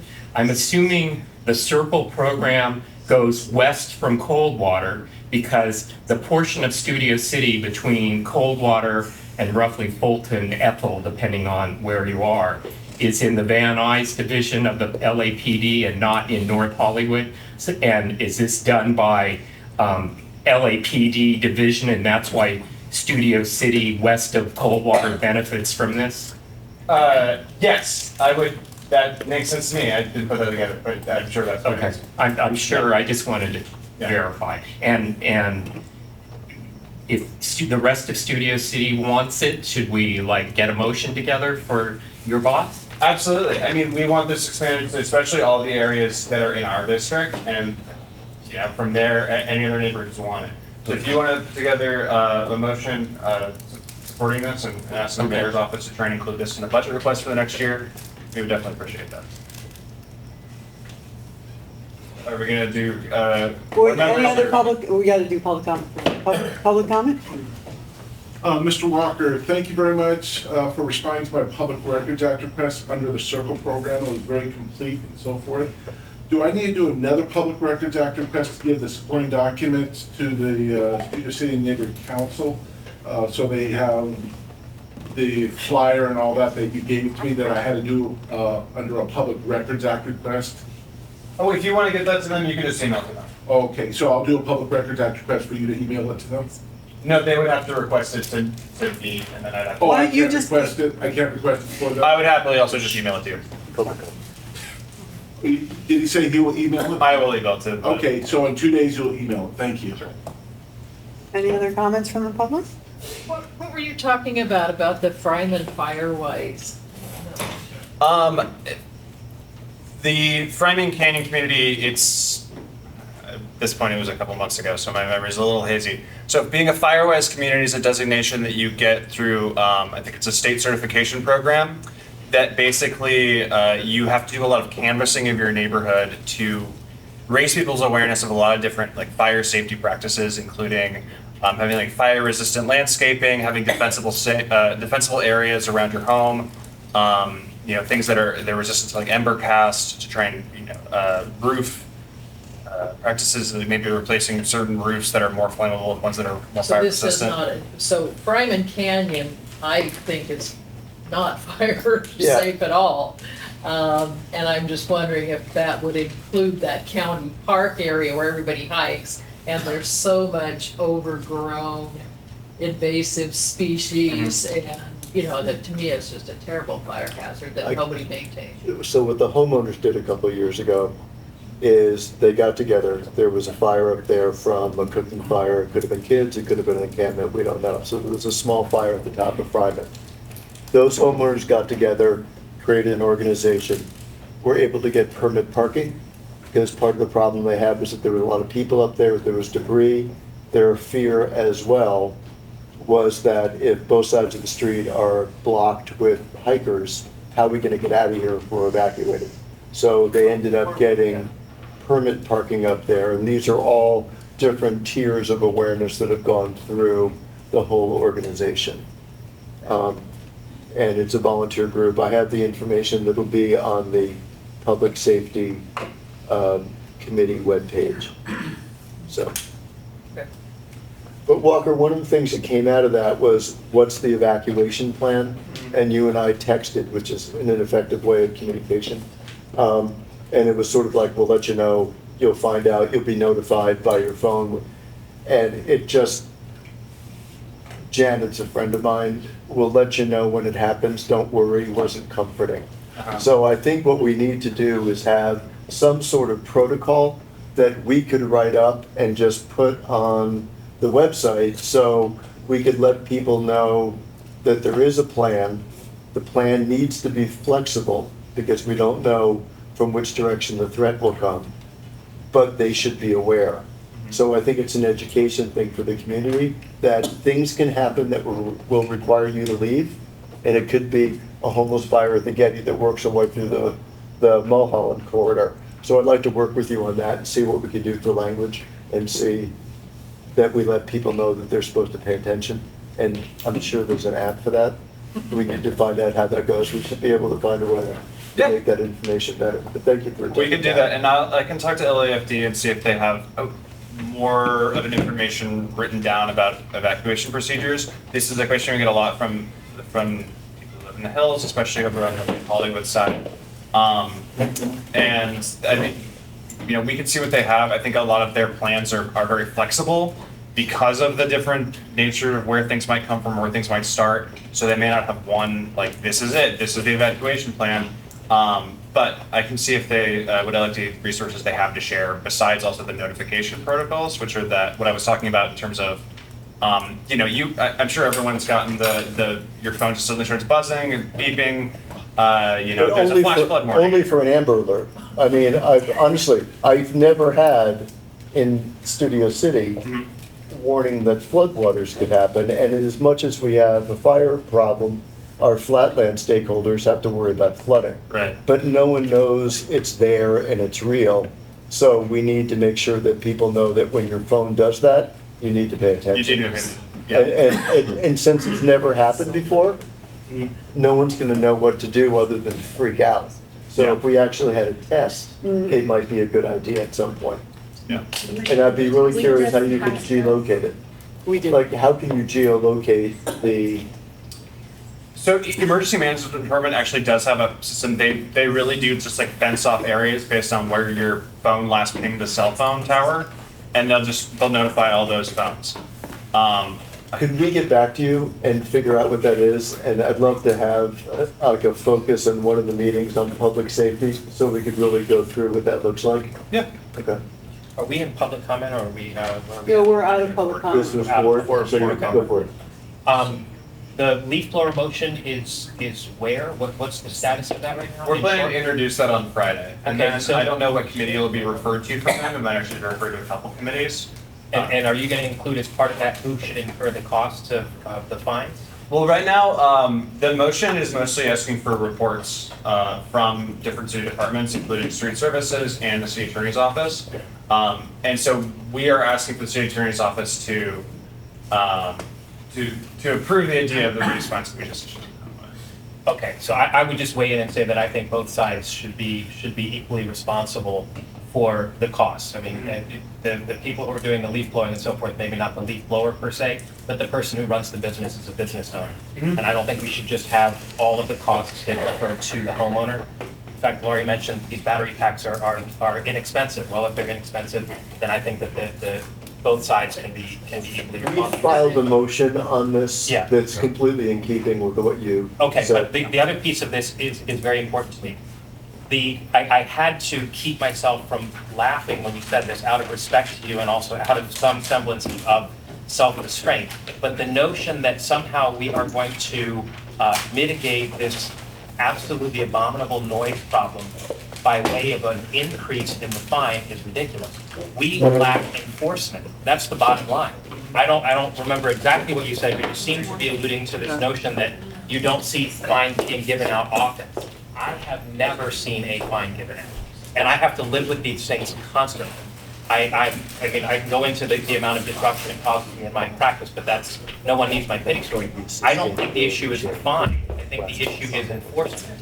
So, I mean, I would like to see something that you present and speak to that. I totally agree. So first thing about the operators versus homeowners, one problem that BSS faces right now is that to issue these citations, they have to get ID from the person who they're going to cite. But BSS investigators aren't police officers. They can't demand your identification. So if they say, "Oh, I need your ID, I'm going to write you a ticket," you can say, "I'm not giving you my ID," and that's basically the end of the conversation. So our hope is that they'll actually be able to issue tickets if it's to the person whose property they're operating. Second, yes, absolutely. I know that it's hand in hand. The amount of the fine is for, and then the actual issue these. Obviously, yes, the ticket only matters so far as there's actually able to be issued. And I think one of the components that's in our motion is asking for BSS to report back on the difficulties they face in writing these. We make sense. Yeah, what is that difficult? Is there a difficulty? No, in responding and investigating, right? So if you put a 311 ticket in that says there's someone who's Excuse really me, we already, you know what, we went through this. Okay. We went through this in sustainability committee, we did a motion, thank you very much, Drew, for helping with that. And that's why they're doing it, and that's what, it's now in their court, we don't need to have a discussion here about what we feel. That information was not presented to me, so that's. Yes, it was, actually. Guys. Yeah, I didn't see it. Okay. I'm happy to talk to you about it. Yeah, that's fine. Yeah, you should talk offline. One quick question, is this, I think you may have said it, residential and commercial? Well, right now the ordinance that exists bans use use at all within 500 feet of a residence. So I haven't done the mapping, but I imagine that includes the vast majority of city limits. There aren't very many places that aren't within 500 feet of any residence. You can imagine probably some like schools, maybe Griffith Park, but yes, if you're in a commercial zone, but you're still that close to a residence, it's still. Are they also banned within a fire zone? Okay. Sorry. Okay. Sorry, I actually don't know the answer to that question. Gas, anything gas. I'd like to thank your office for working on pushing the Circle program further and further into Studio City. I know we had a great phone call about that. And I reached out to the mayor's office and and Denise, her office was fantastic for helping with that too. And I know it's something you guys are really pushing and really. Richard? Yeah. I was judging Van Nuys, 40 years of it, was after this ordinance was put in. They could not get a conviction because the police officer, the first question is asked specifically, okay, show me the gas. Show me a witness paper, show me anything that shows I was doing a gas. And that information was fueling the motion that we did months ago. The leaf blower issue is not on the agenda. It's not what we want to discuss. Okay. Walker's telling us now that he heard us. We appreciate telling us, and you're moving forward at our request. Thank you. Yeah, thank you. Homeless encampment issues. So cold water is starting to get out of hand again. I know I contacted your office about Whitsett and the 101. That does seem to have resolved itself. And then I drove by there about a week ago. LAFD's there. Coldwater or Whitsett? Whitsett. Drove by Coldwater yesterday. There's debris, 80 violations. So do you have any reports about what's being done with those two encampments? Yeah, I don't have an update in depth about Whitsett right now, but on Coldwater, we have a Care Plus scheduled for next week. All of those people we've been working with, and they're actually really interested in housing placements. So we're just working on those now, and then we're doing, I think, doing sanitation and spot clean this week. I don't know what day that happened or will happen, but then yeah, next week we kind of develop the Care Plus schedule. Great, thanks. Pam, this is Walker. Walker, this is Pam. Pam sent an email to us about an abandoned car. Yes. And so these are the gentlemen, Walker and Sydney, that you would speak with. Do I? Not Not now. Offline. Offline. Words? Yeah. Thank you. You're welcome. The last thing I forgot to mention, stand up. We are recently hired. I wasn't even let you leave them hanging. Our new field deputy for this area, Sydney Liss. He's going to be handling Studio City and Laurel Canyon area. Obviously, you can email me, you can email him. We'll stay in touch. It's not like I'm going to forget your names or forget you ever existed. You don't Sydney's like great. It sounded really wishful, didn't it? I mean, it was an aspiring forget. Sometimes it just slips out. So he's coming to our meetings from now on? He'll be going to Unless there's a strike. your next meeting, yes. Unless there's another strike. Yeah, Sydney, could you get us, send it to me, I'll distribute it to the board. Your contact? Yeah, the contact information, that'd be great. Great. Cool. Thank you. Thank you, Walker. Denise, you want to come up and talk to us about leaf blowers, please?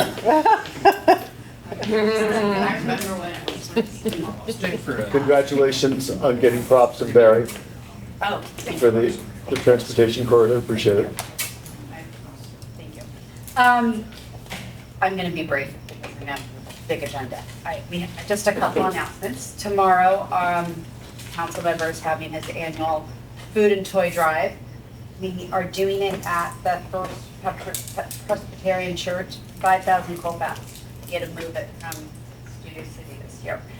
It's a drive-through event. It's from 10 to 12. Food and toy drive. We're donating to all local charities in CD2. I'd love to see you. The council president will be there. And then our Winter Wonderland event is going to be on December 16th. This year we're going to do it in late afternoon, evening. It's from 4 to 8 at Whitsett Sports Complex. There'll be snow, toys, Santa, music. It'll be fun. The one thing I did want to mention with your discussion about the fires issue and notifications, and Walker mentioned emergency management office. They will come out and they'll do training. They'll come to just a neighborhood, a whole big group. But that's the office of the city that coordinates all emergency management. And you can sign up for all those different notifications that you're like floods and earthquakes, besides just fire. That's through their office. I was at a tour recently and it was quite impressive what goes on there. So unless anyone has questions. We'll get those from you. Any questions? Anyone want to grill Denise? Thank you, Denise. You've been the most helpful person in all of California government that I've ever spoken to ever in my life, at any level. I really appreciate that. Thank you, Freeze. Walker, you're great too. She's really great. No. You guys more done in 3 days than I'm doing 5. Oh, yeah, public comment? Sorry. Thank you very much. What's the status regarding Wayne Spender, noted goat puppet, both violence restraining order in your office pursuing that? I don't know. No comment or you don't know? I don't know. Okay, thank you. Any other public comment? I'm not sure who you're with. Oh, I'm sorry, I didn't introduce myself. Denise Shaw with Council President Walker Corey's office. Thanks, Denise. Lorenzo, are you the remaining government official? Oh, sorry. Come on down. Hello everyone, my name is Diana. I'm the newest assistant field deputy for Supervisor Kathleen Barker. So I'm going to be the new rep for you guys. I'm going to be very brief. Yesterday was the board's annual reorganizing. Supervisor Horvath is the new chair and Supervisor Barker will be the new chair pro tem. Supervisor Barker introduced a motion in January to direct DCBA to create a rent relief program for landlords to recover some of the lost rent. DCBA just announced last week that the program is ready. An application will be open next week on December 12th. This morning, Supervisor Barker also attended Mayor Bass's Inside Safe operation on Forest Lawn Drive. This was a city-led operation, and the supervisor was there along with county partners, the Homeless Initiative, Department of Mental Health, and other county departments. And then last week, our office hosted a food distribution event. Thank you to those that spread the word. In partnership with the LA Food Bank, we were able to provide free food to over 750 households. Diana, what's your last name? Oganese. I can give you my card. Okay. Do you want me to spell it or? Just give me your card. Okay, yeah. You've seen what you did to Demetrius last week. Yeah. So you're brand new? Yeah, I started in August. I know you guys had We were off for a meetings, so couple months. yeah, so I will. Very nice to meet you. We have questions. Question, Barry? I just want to say thank you to the supervisor for taking the lead on the Universal roller coaster that has a lot of our residents in the Eastern Studio City as well as Toluca Lake and the Hollywood Hills concerned. And she's laid down the line with them asking for certain things as their construction progresses along and requirements for sound once they start testing the ride. So it is being built on county land, but she's definitely taken the lead and Yeah. we're definitely pleased. Yeah, thank you. Go puppet not. Yes, your office has several outstanding Public Records Act requests that are going on in 60 days. Do the people have to contact you to get that resolved, or does maybe litigation need to happen? Or are your office has been getting work violence restraining orders against people also? How does someone get their Public Records Act request to respond? I'm not sure, I'm sorry, I'm pretty new to the office, but I can give you I my understand, card. but if you did know, what would you do? I would reach out to our downtown office. Give us some- Who at your downtown office? Just anyone there would be fine. So nobody's assigned? I'm not sure. I don't know. So I should basically go to school myself. I can give you my card. Thank you. Thanks, Diane. Oh, any other comments? Sorry. Any other public comment? Thank you. Lorenzo? Sure, I'll be brief. Good evening, board members, stakeholders, Lorenzo Briseño from the Department of Neighborhood Empowerment. At the last meeting, I did mention that the department was hosting their first Department Empower LA Youth Conference. So that application is still available online for any youth members or any youth members who are interested. The application must be submitted by Monday, December 18, no later than 11 p.m. And for more info, you can visit empowerla.org/civic youth. And that's also for any stakeholders who may know of any youth members who may be interested in learning about civic and city government, as well as sessions that will be held in City Hall on January 27th. Again, that's empowerla.org/civic youth. SB 411 was mentioned.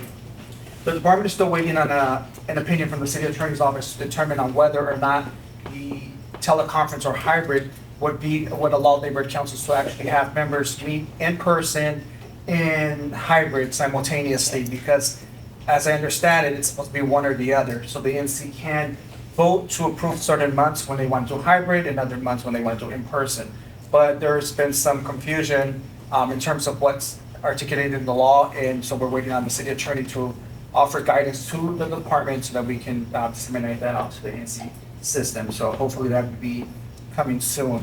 But the board will need to agendize it. You'll need a 2/3 vote of majority seats, so that'll be 10 of your 15 board seats. If the ANC chooses to go hybrid certain months of the year. Well, if we can go hybrid. If you, well, the city council has approved that already, so now it's up to the board to determine if that's something you want to implement. So if the board chooses to vote yes, and then you'll need 2/3 votes of the total. So it's 2/3 of 15. If we only have 12 people, it still needs to be 10 out of the 12. It'll be 10 out of the total 15. 10 out of the 15, So, okay. yeah. So that's something that you'll need to agendize and board will vote on that, and obviously we can implement that at the future. But as soon as we get clarification from the city attorney's office as to whether or not it can happen simultaneously at a meeting, we'll disseminate that information out to the NC. Lori has a question to you about that when the time comes.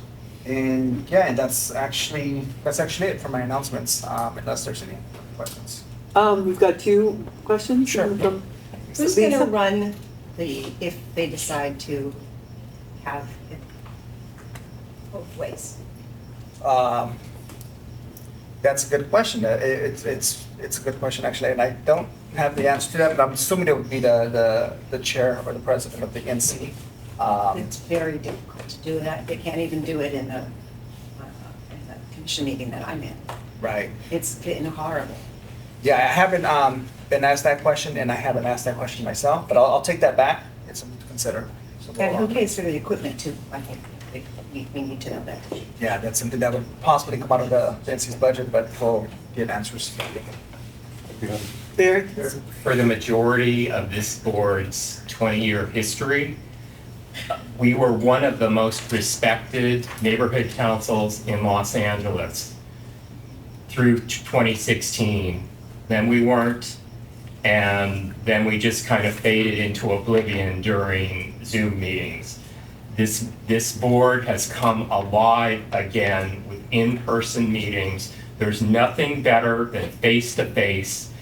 You cannot get a sense of community on a computer screen with heads. You just can't, and you can't make a difference in your community. You just can't. And we made a difference prior to 2016, and we're making a difference again now. But if we start having every other meeting Zoom, we're not. And if we try hybrid, we're gonna be so concentrated on trying to keep both things going, we will fail. I beg of you, do not vote for any of this.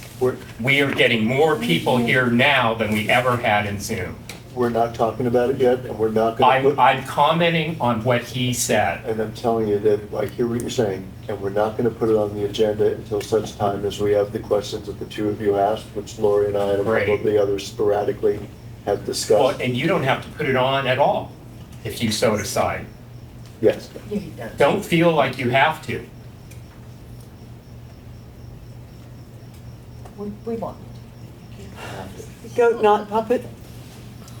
Sir, do I file a grievance with you about this board not providing food tonight? Because they're not thinking of my needs. Thank you. Any other public comment? Thank you so much, Lorenzo. Thank you. Thank you. Hey, now we're to the, what you came here for. Yeah, and we still need to get to the cultural affairs stuff. What we had hoped to do, since the new board members will not have taken all of their training, the new board members will not be able to vote on anything that had to do with finances. So the hope was, let's just burn through those quick financial questions, and then we'll get to the review and elections of the new board members. It's 8:55. It did not happen quickly. It was a really good aspiration. We have 5 neighborhood council seats as we sit right now. Wait, did we skip 10? Public comment on non-agenda items. Yes, we did. Sorry. Yeah. That's okay. Is there public comment on non-agenda items? Within the neighborhood council's jurisdiction, there's 1 minute and 30 seconds per speaker. We got 15 minutes actually. Public comment? We have no public comment. We're moving to 11. Wait, No, no, all got, items. yeah, not goat puppet.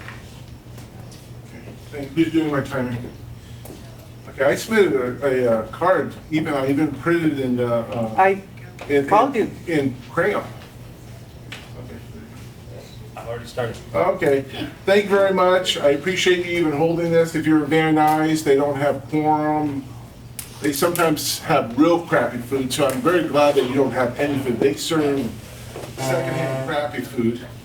You guys had very good discussion and so forth, and just want to give you a little notice. There's a guy named Peter Fletcher. He got nailed for child pornography at another neighboring council. He got arrested for a felony and all that, but it got reduced to a misdemeanor for one main reason. The Dunn representatives are considered mandatory reporters for child molestation or child endangerment, and these two fucking assholes decided not to report it. They were going to be, during trial, going to be brought up and they were going to be taking the Fifth Amendment. I've asked numerous times about these cocksucker motherfuckers that did not report about this child endangerment and the pornography, and this asshole now has a misdemeanor which he's allowed to come back to an NC. He's allowed to be back to it on neighborhood council. So you really need to ask yourself, who actually runs Dunn? Because they really don't care. And I wish very ill to those two individuals that are going to have to take the Fifth Amendment. Thank you. Thank you. Any other public comment? Not seeing any. I move on to 11. Go with this, go with it. You can do it. So we have 5 current board positions. We have 15 board members in total. The board members are divided up into several specific categories with an effort to get as representative a sample of the community as possible. So we have residential homeowners, residential renters, business owners, independent contractors, people that are employees within the community, people that are members of local service organizations, or people that are at large. At this point, with the current makeup of the board, we have 3 business representative seats available, 1 independent contractor seat available, and 1 residential homeowner seat available. We are lucky to have 5 candidates for the board that have moved forward, actually 6, but now we're back down to 5 because one of these is asked to withdraw his nomination. The 6 nominees are Jerry Lewis, who is a homeowner. We'll ask Jerry to come up in a minute. Michelle Locker, is Michelle here?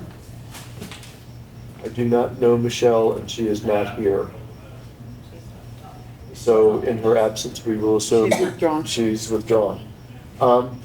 Nicholas Conant has been down. We spoke quite a bit, and Nicholas has asked to withdraw his application for a board member because he wants to see what we're about first before he actually commits to this. I have no idea which way your decision will go after this meeting, and this is a good one. So we'll see. I've enjoyed it. We have Kevin Burkhardt for the independent contractor seat, Charlotte Lawson for the business representative, and Heather Lee also for a business representative. All of these candidates are known to the board members, which I say in light of events we've had moving forward. We're going to ask you guys to come up and identify yourself one at a time. I'd like to let you know that the board members hold a responsibility to serve the community, and we ask every one of the board members when they're describing themselves, their history, their aspirations, that they be honest and forthright. We look forward to it. Jerry, do you want to come down first? Sure. Hello, I'm Jerry Lewis. Not the Jerry Lewis, but Jerry Lewis. And I've been a residential homeowner in Studio City for 4 years now. And I want to thank you guys for considering me to be on the board. I started out serving my community when I first moved to Studio City. And the things I've done there was try to help address issues that come up around my area.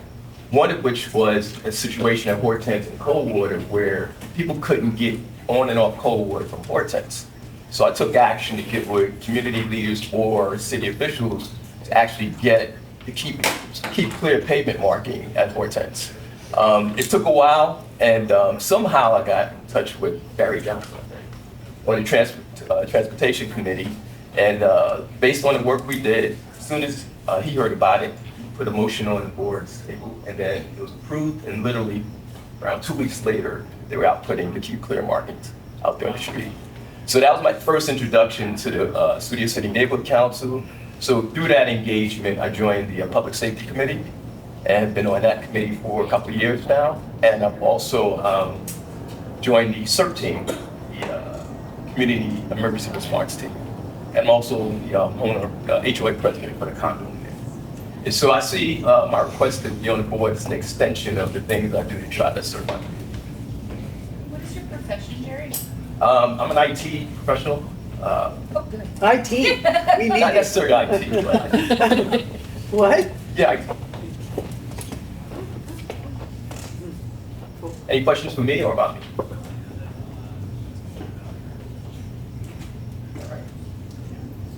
Public comment? Jerry?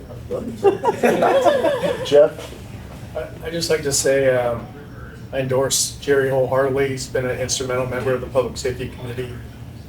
He's team certified.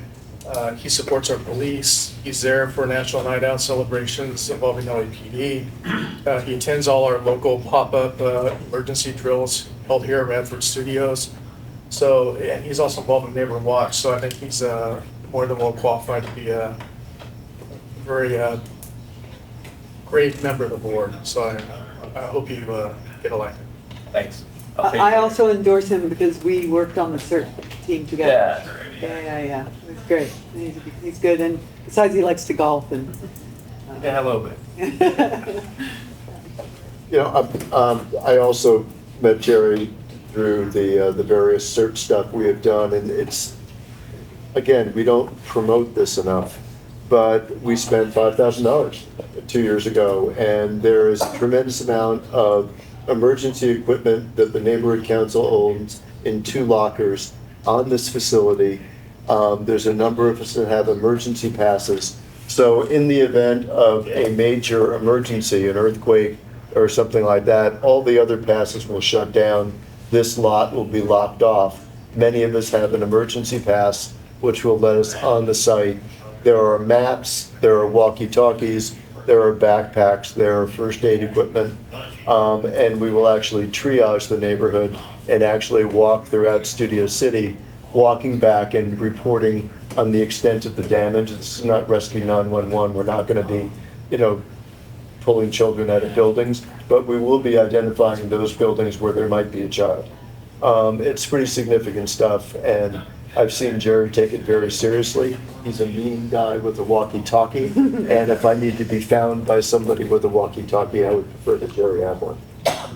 So I endorse Jerry as well. Thanks, Bill. Good. And he brings some help to the outreach committee by way of his spouse, which is very helpful. Yeah. So she's been voluntold, which I'm very excited about. So it's a combo deal, I see. Yeah. Yeah. Do you want to go to vote? Or do you want to go through everybody I think first? she, There's only one homeowner candidate at this so point. let's go to vote. Okay. Let's go to vote. Okay. Any public discussion? Yes, goat, not puppet. Mr. Lewis, thank you very much. I just want to make sure you know a couple of things. And thank you very much for being on the committee. That's always a good start. In the Dunn world, or NC world, there's something called formerly incarcerated. They use that as a definition. Just want you to know, you're going to be potentially next to a convicted child molester. Write his name down. You're going to have people that are prohibited, that would not be able to do anything else with the city. I just want to make sure you know that. It's even asked to Dunn rep. So the person that you think is your friend might be a registered sex offender. I've had at other NCs, people that have been convicted of mayhem, lynching, kidnapping, attempted murder. They're allowed to be on NCs until I go into their case and have them removed in their criminal case. Just don't want you, in your good nature, that be known in a headline that you supported somebody which you had no knowledge. This NC had gone through it, other NCs have, and that's something you really need to think about. But I do appreciate you even trying. Thank you. Thanks for your advice. You can associate with better people. Any other public comment? Yes? What's this guy talking about? Like, what does he mean by child molestation? Is he just throwing accusations, or is there any merit to what he said? Well, I'll explain it to you after. Okay. No, explain to him now how a convicted child molester is allowed to be on the board. I'll explain it to him after. Okay. Any other comments? Call for a vote? Yes. Jen Bladen? Yes. Kim Clements? Yes. Dean Cutler? Yes. Dimitri? Yes. Ansley Gaiman? Jeff Hardwick? Yes. Chip Meehan? Yes. Richard Niederberg? Yes. Lori Rittenberg? Yes. Drew Shaw? Yes. Adele Slaughter, absolutely. Welcome aboard. Welcome.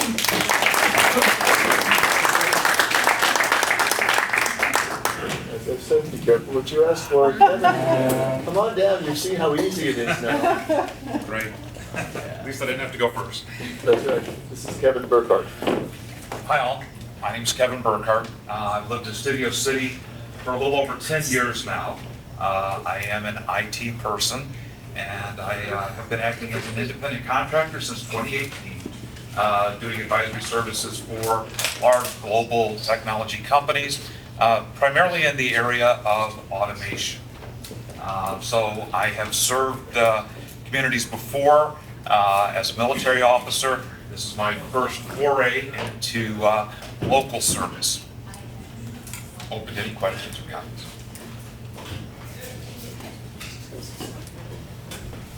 Kevin is actually, lives down the corner from me, lived a few weeks from me until I moved. I've known Kevin since he lived in the neighborhood. He participated in the Slow Streets execution throughout the Silver Triangle. I know that Kevin knows all of his neighbors. I know that I go to Kevin for, I know the dog's name, but what's his wife's name? I can't remember that. Kevin knows them all, young and old. He helps old people across the street. He really is sort of the hub in the neighborhood. When there have been deaths, Kevin is where people go. My son is in the National Guard and conferred with Kevin a great deal about his military career, so I know that it's true. And I also know how that experience has played with the way that Kevin runs his business and the way that he acts in the community. So, so I endorse Kevin. Also, we need more IT people. I just have one question. So what is it what would be your focus? What kind of things you're interested in doing and supporting the neighborhood council? Yeah, absolutely. So, anything that is technology oriented, ways for us to help other independent contractors within our area. That's not necessarily boiling the ocean, but anything that we can do to make it more friendly, whether it's meeting space, or like I say, just supporting other technology initiatives, and making sure that this is known as a place where others, whether they're independent writers or technology consultants as myself, Studio City is friendly to that sort of thing. I heard outreach. That's what I heard. Well, and Barry's already got him on the transportation committee, so you better hurry. A couple of transportation meetings with Barry as well, and as a beneficiary of the Safe Streets program over off of Vantage. I've seen it in action, and I'd like to be involved. Great.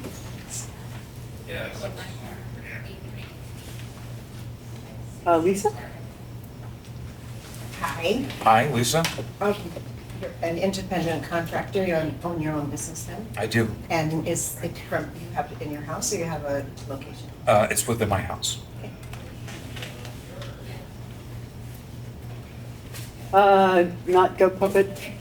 Thank you very much for applying. This, as I said to the other gentleman, they don't do scan fingerprints through DOJ. They just let anybody go on. They even, at Van Nuys, we have someone that was honorably discharged that did rig time in the military, and that's okay, even though it was done on a violent situation. That's what the city allows in this type of environment. So you're going to deal potentially without your knowledge, dealing with people that are formerly incarcerated. And that could be a convicted child molester. That could be a whole wide range of things. So you need to ask yourself, how do you protect yourself? In Van Nuys, they let almost anybody until I litigate them to death and so forth. This is actually a very good neighborhood council, and I applaud them. So you need to kind of ask, and as the other gentleman over there kind of called bullshit on me, you got the done representative right there. You can ask, can formerly incarcerated people apply no matter what? Thank you. Thank you. Call for a vote? Any other comments? No? Which branch of service? Army, infantry. What was your rate? I was a captain. I was an L3. Oh, yes, sir. Call for a vote? Yes? Yes. Adele Slaughter, yes. Drew Shaw? No, only because I've never met you before. Lori Rittenberg? Yes. Richard, Niederberg? Chip Meehan? Yes.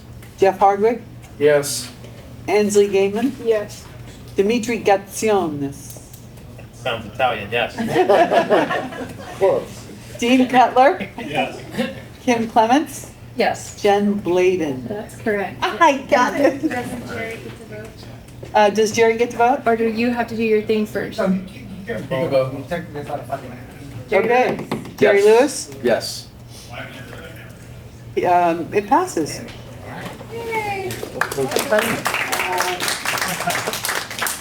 Next up, Charlotte Lawson. It's actually Charlotte Larson, but It's Larson. I think I misspelled your name. Yeah. I'm sorry. I'm saying there's no Charlotte Larson. Yes. Hi, so my name's Charlotte Larson. I'm originally from New Zealand, so if you can't understand me, that is why. I've lived in Studio City since 2015, apart from 1 year. I left to go to Orange County. It sucked. I came back. I'm a business owner. I have a film production company, which I started in New Zealand. I now have a US office here in LA, in Studio City. I have been on the board of Stella Adler Academy here in LA since 2017. And also back in New Zealand, I founded the Emerging Artists Trust, which is a organization for providing grants and mentorship for up-and-coming artists in film, television, and schools.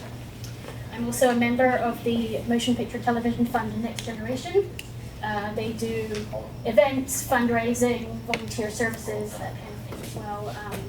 That could be getting groceries for residents on campus. It could be, anything from going out and making phone calls and just having a conversation with the elderly residents on campus to give your time so they have company. I'm also a member of the California Office of Traffic Safety Committee, and that's something that I'm very in favor of. We really need a lot of traffic safety, public safety, that kind of thing. Studio City is amazing, but with a lot of work and help and people getting together, we can definitely make it an even greater place. I know Adele and Laurie through the State of Weddington. We've been together at many rallies and things like that, and I also know Drew, he's my neighbor. And as he will attest, I also throw a really good Halloween street party. So, events, things like that are... So we'd be invited? Absolutely. Open house. Yeah, absolutely. So now I know how to do that, I can do the next one. So that's me. If anyone has any questions? Barry? Or- What part of New Zealand? Wellington.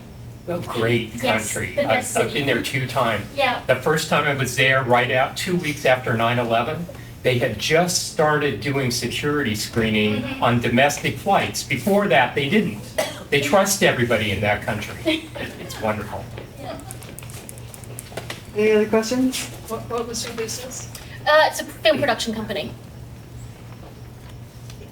Yes? Do you have it in your home or? Yeah, I run production out of my house, but obviously we're on location and other areas when we're in production on film to TV. Goat, not puppet? Thank you very much for applying. You're going to work with a very good neighborhood council board. You're very proud and so forth. But I just want to make sure, there's a gentleman named Peter Fletcher. He's going to go back on another neighborhood council that will try to buddy up with this council. His criminal case number is BA 509130. He likes taking pictures of women and touching them and so forth. So if you ever have that problem, don't go to Dunn, Department of Neighborhood Empowerment. Make sure you go to the police and deal with it yourself. But they do allow those type of people to be on neighborhood council boards. Thank you. I do know Charlotte, she's awesome. And she's really good in, she's good at getting the word out to people. Outreach. Yeah, she's good. So outreach is what Jen. Outreach. Yeah, It feels like it's an audition for Friends of Jen for the entire.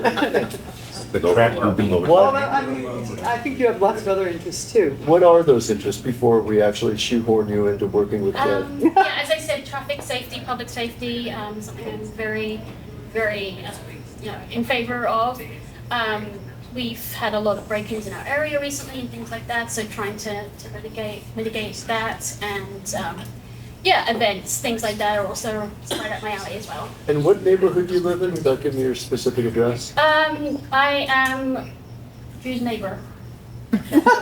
He's everybody to be over to. If I had been invited to Halloween, I would know, but. North and Moore Park, between Whitsett and Lower Canyon. Okay. You sound very involved with a lot of things. Do you have time? I do, yes.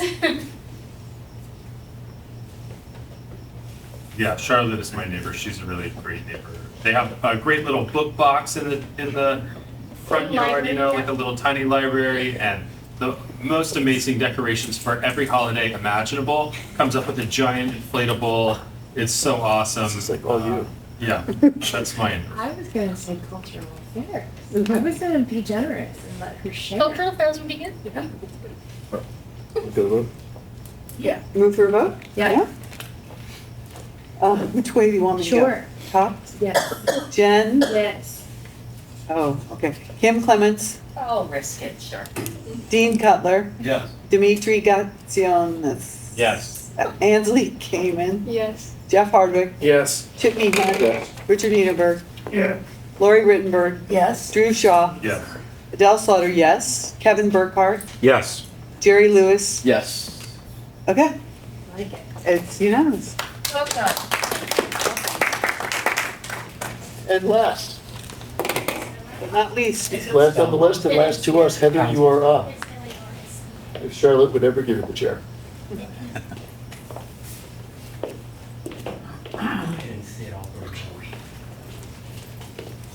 Hi, my name is Heather Lee. I moved to Studio City in 2019, and I'm a land use attorney and consultant, and I run that from my house. I work at home from home. And,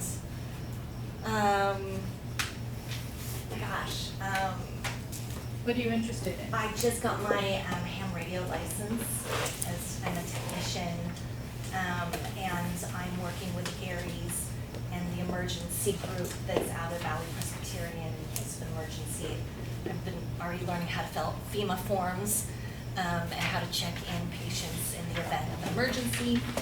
So I'm working with, they have a lot of meetings with the fire department, and we provide auxiliary support to the fire department or police in the event of an emergency that they tell me at these meetings that Los Angeles is not prepared for. So they've terrified me that we need more people in CERT and more people participating in emergency response in our communities, so that we can get information out in case of a major blackout or earthquake or whatever. So that's one of my hobbies. I also am a licensed patent attorney, and I actually filed for my own patent recently. So I have a hobby of that for an invention, and I don't know. What's your invention? I created a sports bra for women. Bring it. Yes. So hopefully, that's going through the patent prosecution process right now. That's a hobby of mine to pursue solving problems instead of complaining in the dressing room and having a meltdown. I said I can either try and solve it, and if I fail at it, I failed, but if I can do it, it's better to try than not to have tried at all. So I wear my own invention, and I go to Orange Theory in North Hollywood, and I claim it works. So I do have some bra models, and testing is still going on, so if anyone's interested and wants to provide free testing services of my invention, I welcome that. Don't you have to have a engineering background or some kind of a scientific background? I do, to have a from the University of California, Berkeley. What, do you have a degree in some I science? have a bioresource background from Berkeley, and I took human biodynamics, but I was pre-veterinarian. That was my undergraduate. Interesting, that's fantastic. What would be your focus of interest? Well, when I came out of law school, I practiced in aviation law here in Los Angeles. So I kind of thought maybe if somebody wanted help with the aviation component of airplane noise, that I could probably assist in that component. Be on my committee. And I can also assist on the land use committee, since I know a lot about that. I've spoken to a lot of land use and plum committees across the city of Los Angeles over the past 20 years. Congratulations on passing your amateur radio examination. Those are not easy. Do you have your own radio? I have two. You do? Yes, Okay. I have a Yaesu, which runs off of Fusion, as you know. And then I just have a new one that I got from Gigaparts. I don't know, some DMR, something not as fancy as my FT5D, which is touchscreen. But I am constantly learning about it, so. Are you in any nets? So I got my license a couple of years ago and have a radio, just a little small handheld one in case of emergencies. But yeah, I look forward to having someone to converse with about it. Well, I look forward to inviting you to our Aries meetings on the first Saturday of every month to get up to speed with assisting in emergency procedures. Jerry, do we have ham radios in the CERT? No. No. Is it GMSR? Is it just, It's just local walkie-talkie. Yeah, so you don't need a license for that, but you do to be on certain wavelengths.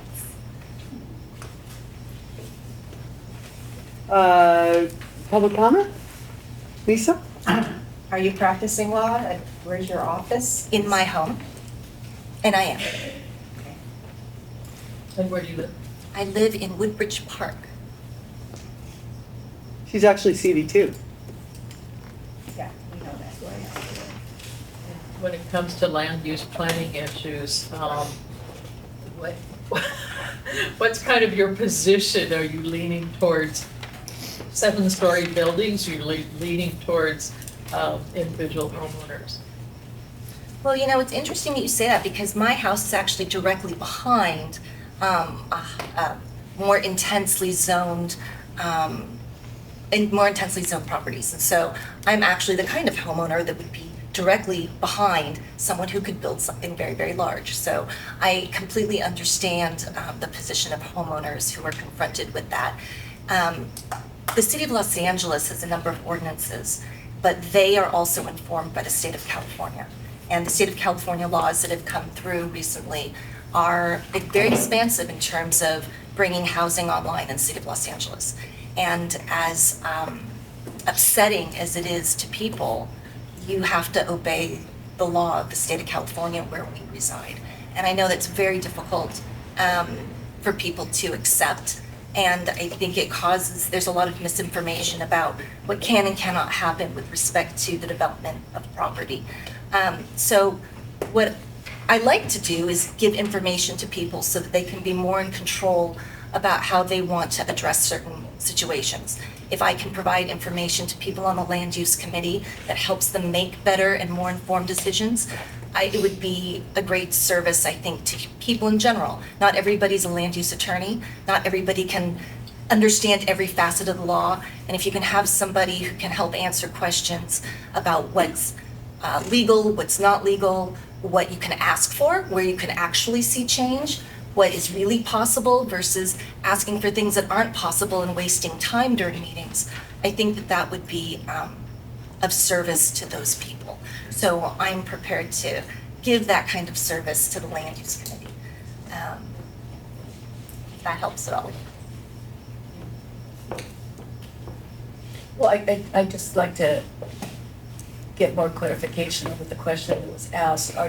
We understand there are lots of laws now that have really been really kind of become a war on single-family homes. We realize that. But what is your position? What would you like to see? Would you like to see, 5-story, apartment buildings next in the middle of the neighborhood, single-family homes? Before Heather answers that question, I'm sorry to interrupt, but I would love to say that I was not asked that question as a renter applicant to be on this board, and my answer would not serve. You would not have voted for me, Lori. So I don't know if that's a fair question to ask. I thought you gave a beautiful answer to the question as it was asked. Well, it wasn't, it just wasn't clear to me. I don't think it was I don't feel like it was a totally straight answer, so I'd like the answer to the question. Well, the answer to the question is that increased density is a complicated issue for homeowners. And I don't particularly like increased density, but I'm also not on the city council and I am not on the state legislature who is voting on the laws that have increased the density in the city. So I'm not sitting on those boards and I am not given the power to vote for increased or decreased density. I also don't vote and change the land use plans for the city. I am not in control of that. I do not sit on any sort of advising committees to either increase or decrease density within the city of Los Angeles. They are changing a lot of the plans within the city of Los Angeles. The public is more than welcome to show up to any of those and voice their concerns about increased density in any of the properties that in or around any single family locations. So I don't sit on any of those committees and I have no power over increasing or decreasing density in any of those areas. But here you would have that kind of voice to hopefully get the people who are in charge to go a certain way. That's what the land use committee does. Well, I've sat on the land use, I sat and listened to your land use committee, and I did not hear them doing that. I heard a lot of other things, but I did not hear that. And as somebody in the community who looks at density, well, obviously there are issues with density within each region. I am not pro-developer, and I don't think that increasing density everywhere is a smart thing. It happens to be the nature of where the state of California has taken the state and the city. So I believe in the following of the laws, but more importantly, empowering people to have as much power as they can about what they actually can do in the face of laws that they can't change. So if somebody wants to be informed about what you might ask a developer to actually do, or what you might be able to negotiate or ask a city councilman to assist you with, I would certainly be able to give recommendations about how that may assist people who are being influenced by land use and land control use laws. And that's the kind of assistance I'm willing to offer, if anyone's interested in having that. We call for a vote. I want to ask a question. Go ahead. Yeah, so thanks for all you've said.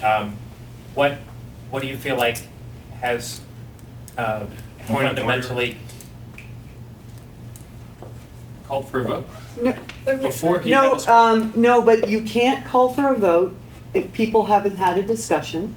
And you called for a vote, but I asked if anyone had anything to say, and Dimitri does, so we would do that first. And I believe Dimitri hasn't actually had a comment prior to this one, right? This is a comment, so I think that actually works. Shall I proceed? Okay, so what do you feel like has fundamentally compelled you to present here tonight and wish to serve on the neighborhood council? Well, I think I always, since I've been to so many meetings across Los Angeles, I've always seen a need for more information to people who don't have information in certain areas. I've often thought that if they had more information, they'd be able to make better decisions, have more efficient meetings, be able to ask things and get good information. It's just not possible for every committee and every group to have all of that. And I've often thought that I would, offer my services to do something like that if that ever came up. And it just happened to be that I saw on the news that there was a problem with this committee or with this group. And I said to myself, maybe I should write them and see if they'd like me to assist in any way. And so I did, and I just wrote and I said, if anyone needs my help, I'm more than happy to come and provide assistance. And they called me back. And I spent, it's probably about 2 hours sitting with Heather, and Chip came and met and spoke with her as well. And I was just very impressed by her. And to answer your question, she is aligned. She's definitely aligned with us, but she's too, and she is going to be helpful to us. And, when you think about what the Land Use Committee has done, we've sort of not known how to do a lot of things and, struggled to mitigate some of the construction and push back on things. And, it would be nice to have someone who knows more than we know.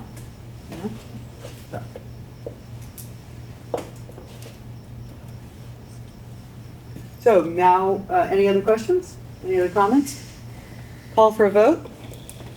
Let's just start at the top. Jen Bladen? Yes. Kim Clements? Yes. Dean Cutler? Yes. Dimitri? Yes. Ash Ansley? Yes. Jeff Hardwick? Yes. Chip Meehan? Yes. Richard Niederberg? Lori Rittenberg? Yes. Drew Shaw? Yes. Adele Slaughter, yes. Charlotte Larson? Yes. Kevin Burkhardt? Yes. Jerry Lewis? Yes. Is that everybody? Yep. Woo.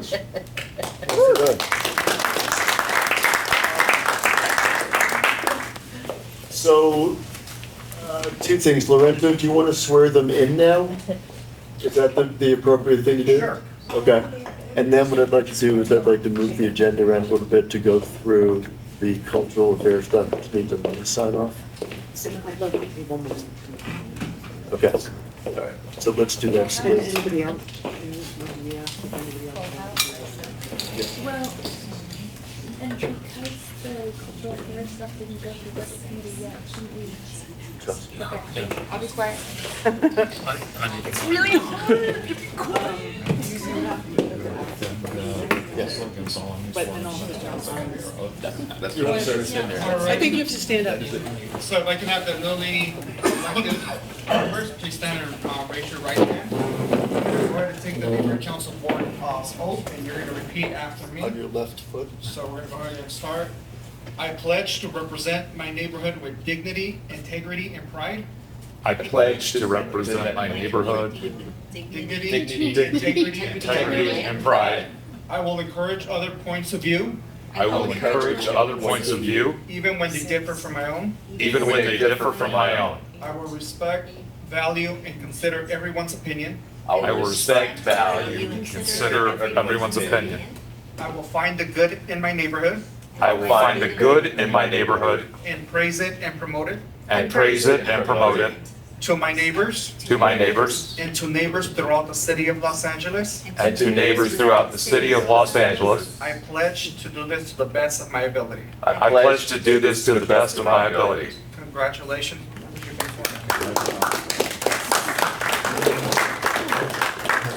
So we still have an opening on the board for one business rep, I believe.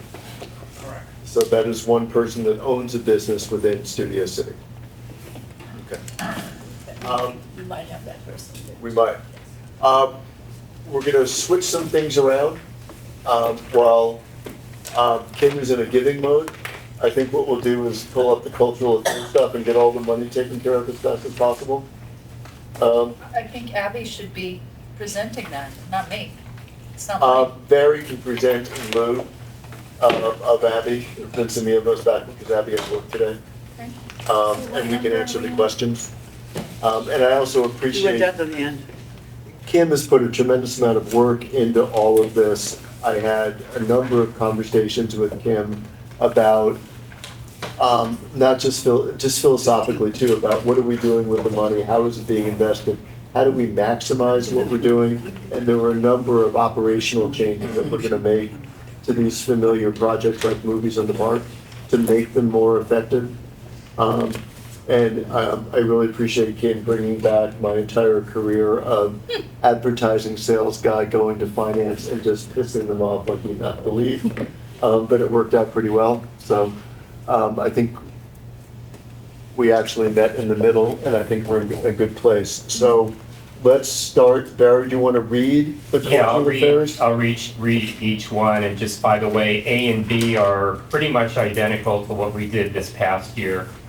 15A, the Board of the Studio City Neighborhood Council, Scnc, approves the budget for Movies in the Park.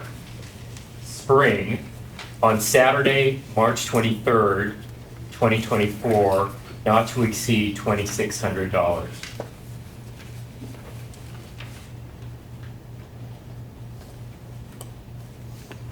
It's all yours, Chip.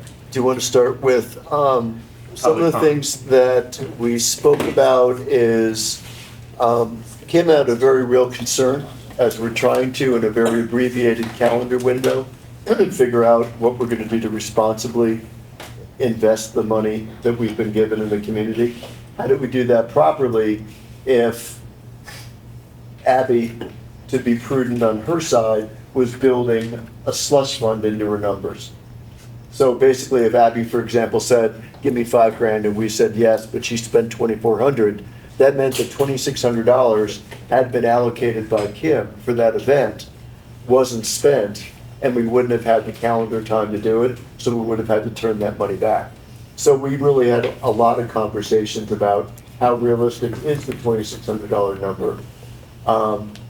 And we had that conversation. And also, one of the things that Abby sees is swag, or swags, as she calls it, and it's about being corrected multiple times. But she sees, sort of these giveaways as a way to get people to come to the event. So at the event, we develop that sense of community we're talking about.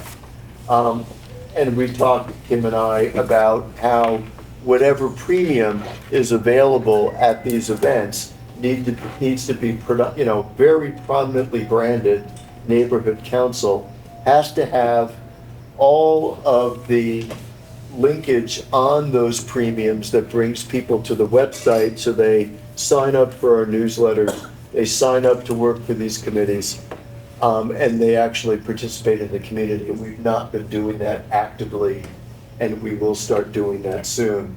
The other thing that we talked about briefly, although I finished the thought after we'd hung up one of those nights, is that it would be a good idea to actually have, if not just multiple committees in each one of these movies, if there was a particular movie, we could showcase one committee and really have that committee have a booth at the movie and really promote that particular subject matter if it was germane to the title.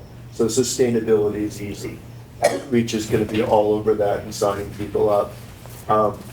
There are ways to actually integrate other parts of the Studio City Neighborhood Council into the movies. And I promise you that we'll do that. And I will make sure that happens.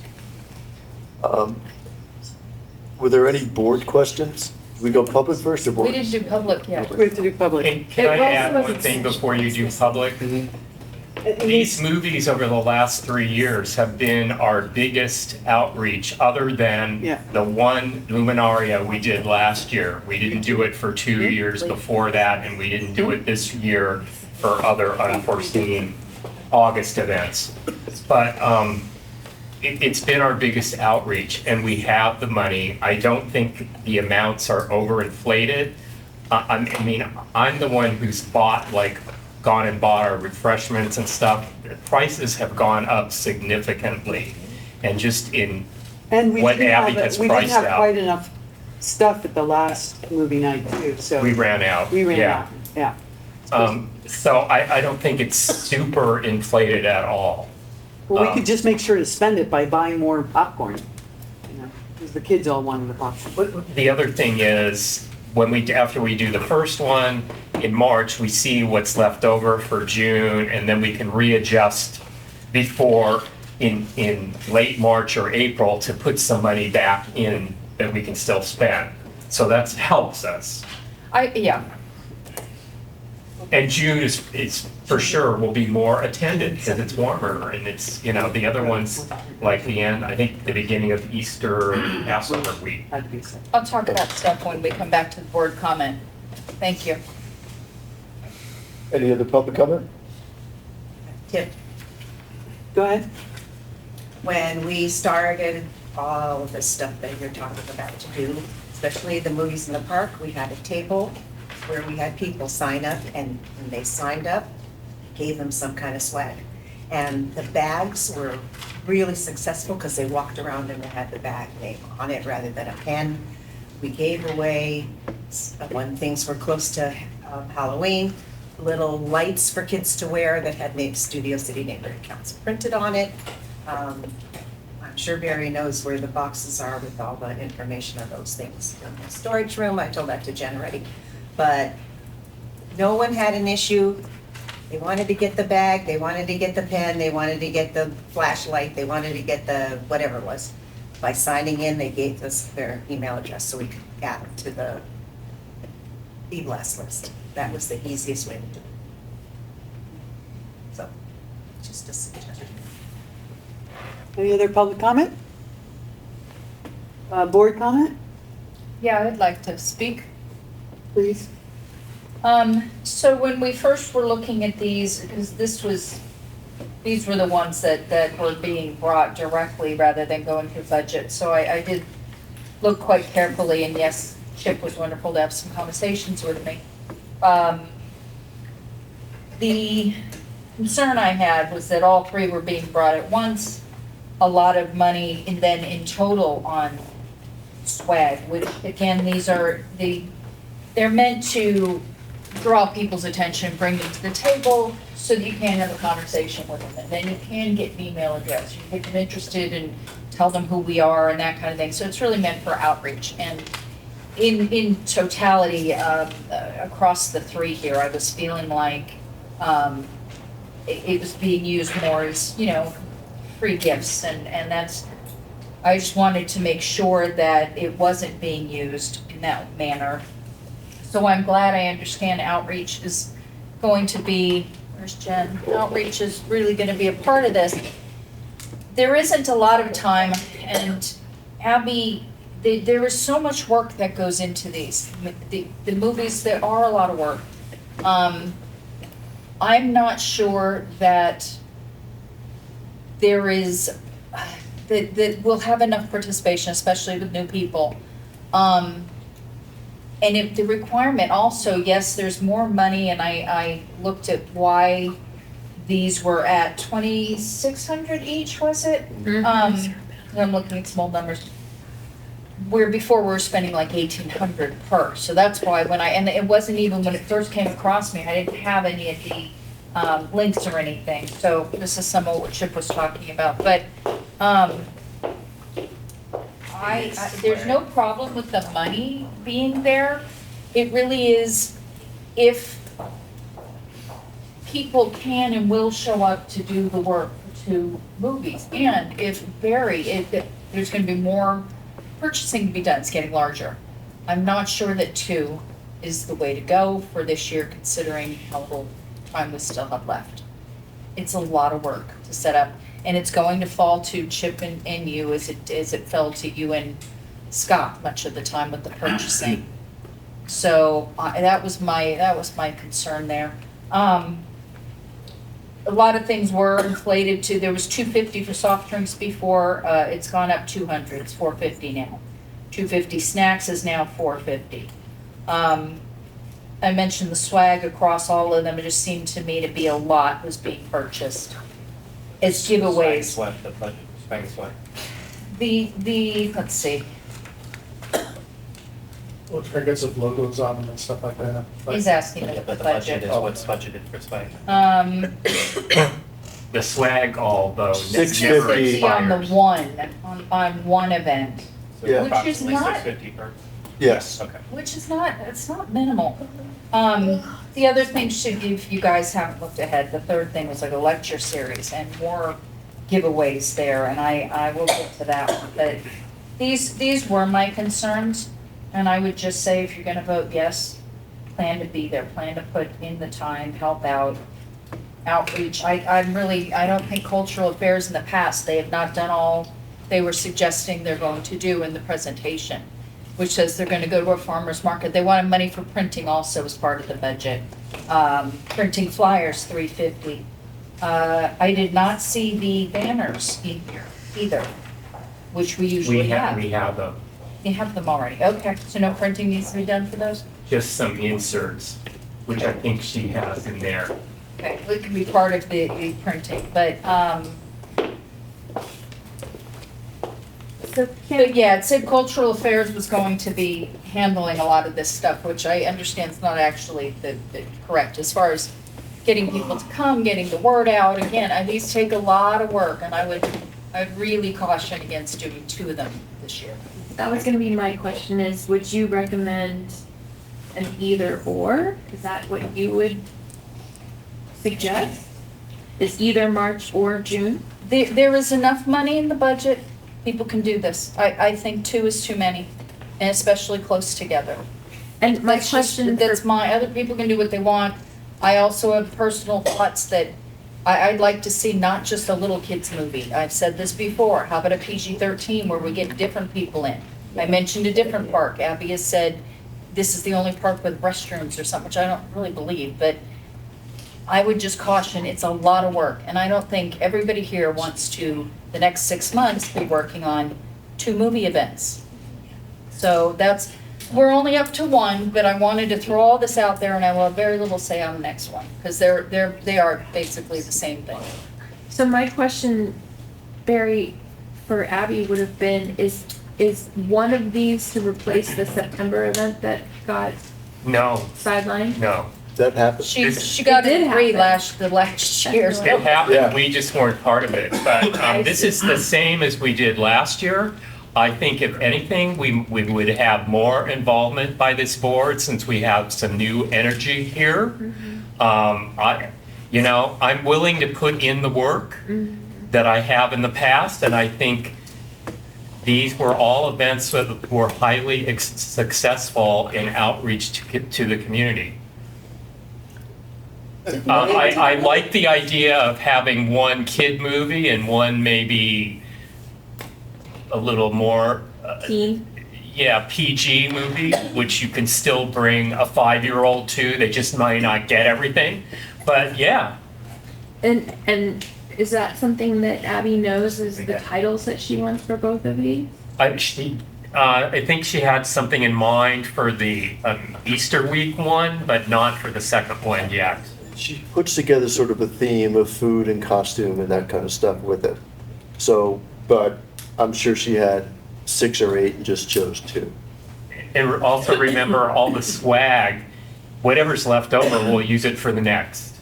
A lot of, other than the refreshments and beverages and drinks, I mean, it's all kind of reusable. And to the point where it could be used as tabling premiums at the farmer's market as well. Yeah. And what we didn't have last year was an outreach committee. Right. Right, so, Kim's looking at it as silos of responsibility. Wait a minute, cultural affairs is swimming in your lane. That didn't happen last year. Yeah, I don't feel one like of my toes are being stepped on at all. No, well, and you just have hired an entire staff. So, Exactly. But I think one of the other things too is we need to take a look, and in today's reality, and now that we're staffed up, we can start to think about this as we start actually do stuff instead of doing the administrative internal work. does cultural affairs exist as a subcommittee of outreach? I mean, how does that work? What do Because you wish for? well, but you should, I mean, outreach should be an element in absolutely everything that moves. Yeah. You know, from, you know, homeless could have a number of different constituencies that we reach with an outreach program, you know, including Walker. And we have done that. We have. We have but I mean, printed and- materials for the homeless. But we lost that, to Lisa's point, we lost that functionality over the course of time, and we need to get it back. And we saw just tabling in February, March of '23, when we were trying to get attention for the election that never really happened. Two of our board members are people that we roped in at the farmer's market. Yeah. You know, I mean, so it works if we do it, and that's, I think we need to get, I mean, I've done a lot of these, I'm jaded, you know, I mean, so it's like, oh, God, another movie at the park, like, you know, more of the stuff, like movie at Carpenter Avenue School, shut up. I mean, I've done a lot of these in my life, but they work, these are essentially turnkey. And what we need to do, as opposed to inviting the public to sit there and watch us get all wonky on some kind of policy issue in a committee room, this starts to bring people down. So when they think neighborhood council, we see their teeth in a smile. We need to do more of those things. So I agree, it's an easy way out. It is relatively turnkey because Beaman and CD4 do most of the work. Yeah. And I think a couple board members also mentioned not having money left at the end of the year. Certainly, we would want more than the 10,000 that could roll over. No, but otherwise, we've not used it in our community. But, and I think that, I think we could spend $50,000 in 6 months in meaningful ways. I mean, I'm not worried that we're not gonna find meaningful ways to respond to this kind of money. I think that this serves as outreach because we need to get to a place where the next time Katie Paul from Radford Studios says, I'll put you guys in NPR 7, we can say, oh no, there's no way we'll fit in that room. And we're not there yet. All right, I mean, we're not. You need a bigger venue. There's plenty of room for you guys. I want a sound stage. But she said we're getting our room back in January. Yeah, she did. All right, But I call mean- for a vote. Okay. I just want to say one more thing, though, is that this was not linked, unfortunately, in the agenda that went out, but Dimitri was saying it was on the website, but a lot of people here are kind of at a disadvantage of what is in here in the first place, just to let you know that they have no idea, the movie, they've seen none of this. Well, this was all Lisa. presented in August, I thought. No,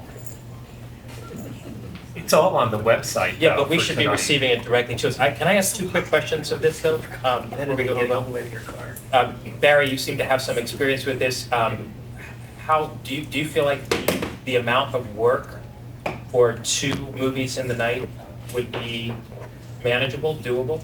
Is that what The only work it is for almost all of you sitting up there is showing up on a Saturday at between 4 and 5 and being there till maybe 9 or 9:30.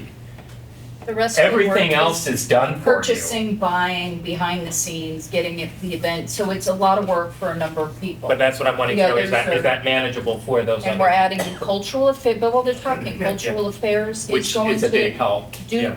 go do outreach, so they're gonna have a lot, and that's not even usually done, so. But we have, I'm saying we're Yeah.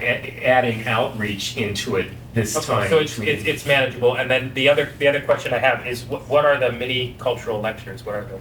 We'll get to, we're not on. We're not on that, okay, so. But it's definitely manageable, or I wouldn't be sitting here saying, let's do it again. Believe me, I No, no, wouldn't. no, it's just, I'm talking about 2 plus other things, I think, that's me. Are we voting on 1 or 2? You We have to only vote on each vote on one A. separately. You have to vote on A first. Calling for vote? Call for a vote. The Board of the Studio City Neighborhood Council approves the budget for movies in the park in the spring on Saturday, March 23rd, 2024, not to exceed $2,600. I didn't do public comment, did I? Well, Barry's talking. Barry's not voting. That's it? Okay. Let's go. Jen Bladen, Yes. Kim Clements. Yes. Dean Cutler, Yes. Dimitri Gutsionis. Yes. Ansley Gaiman, Yes. Jeff Hardwick, Yes. Chip Meehan. Richard Niederberg, Yes. Lori Rittenberg, Yes. Drew Shaw, Yes. Adele Slaughter, yes. Heather Lee, Yes. Charlotte Larson. Yes. No money. Oh, it's money. There'll be a Oh, market. money, they can't do? Sorry. Yeah. Okay. Got it. Ineligible? Got it. Okay, that's it. Okay, it passes. Okay, I'll read B. The Board of the Studio City Neighborhood Council, SCNC, approves the budget for movies in the park summertime on Saturday, June 1st, 2024, not to exceed $2,600. Everything's pretty much the same as the last motion. Second.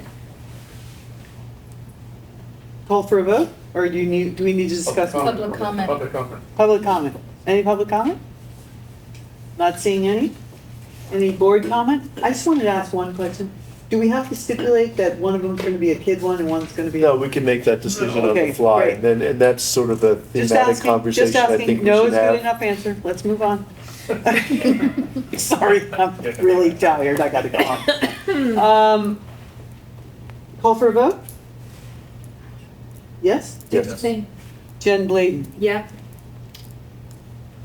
Who's next? Kim Clements. No. Dean Cutler. Yes. Dimitri Gutsionis. Yes. Ansley Gaiman. Yes. Jeff Hardwick. Yes. Chip Meehan. Yep. Richard Niederberg. Yes. Lori Rittenberg. No. Drew Shaw. Yes. Adele Slaughter, yes. Last, 2 no's, it still passes. yeah. Okay. Okay, motion C, the Board of the Studio City Neighborhood Council, SCNC, approves the budget for mini cultural lectures from February through June 2024, not to exceed $1,500. What is the definition of mini cultural lecture? Does somebody want to second the motion? Oh, I'll second it. It's ones like we have done in the past with people like Mary Mallory at the library, Studio City Library.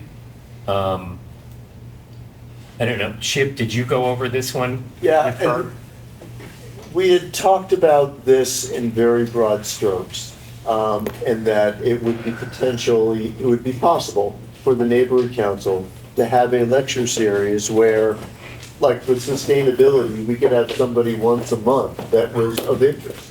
There could be someone from the Audubon Society one month, and the Sierra Club. I mean, there's enough subject matter experts, and by similar fashion, there are enough topics out there and enough people within the community that we could actually get some interesting stuff from an historical or whatever standpoint. I honestly was surprised to see this, because we had talked about it once. I didn't realize she was going to embrace it. This frightens me because we are sort of starting from stop with this kind of a concept. And the last thing I want to do is put a bunch of work into it and have 18 people or 8 show up. I like the idea of having a lecture series because I think, but in a similar fashion, to change the title from PG to PG-13, that we'll get different people.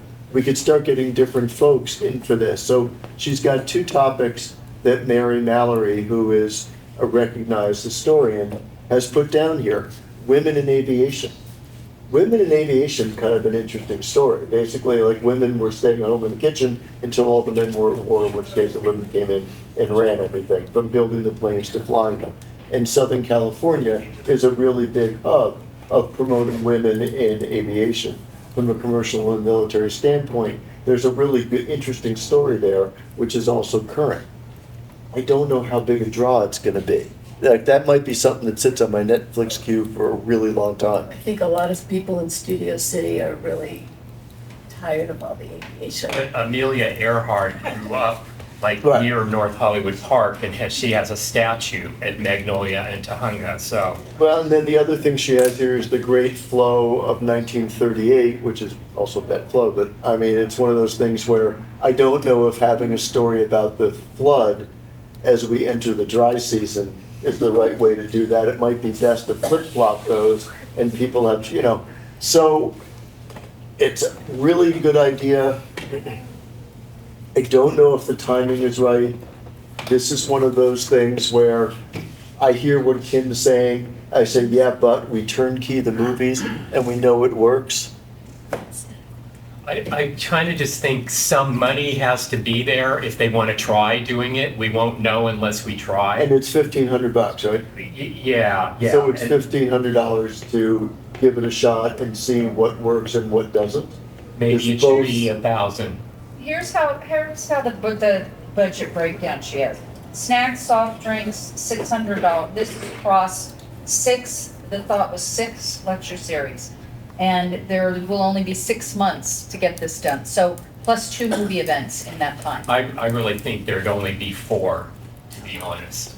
Yeah, again, let me just, so 600 soft drinks, 600 for giveaways, 300 printing flyers, so 1,500 total. Again, though, Abby likes to do sounds great. Somebody's got to do the printing. People have to pay for it. We have to get things bought. Somebody has to bring it there. Somebody has to handle this stuff. Abby, I've seen Cultural Affairs has not done any of that stuff. So it will fall to other people. Going to fall to other people.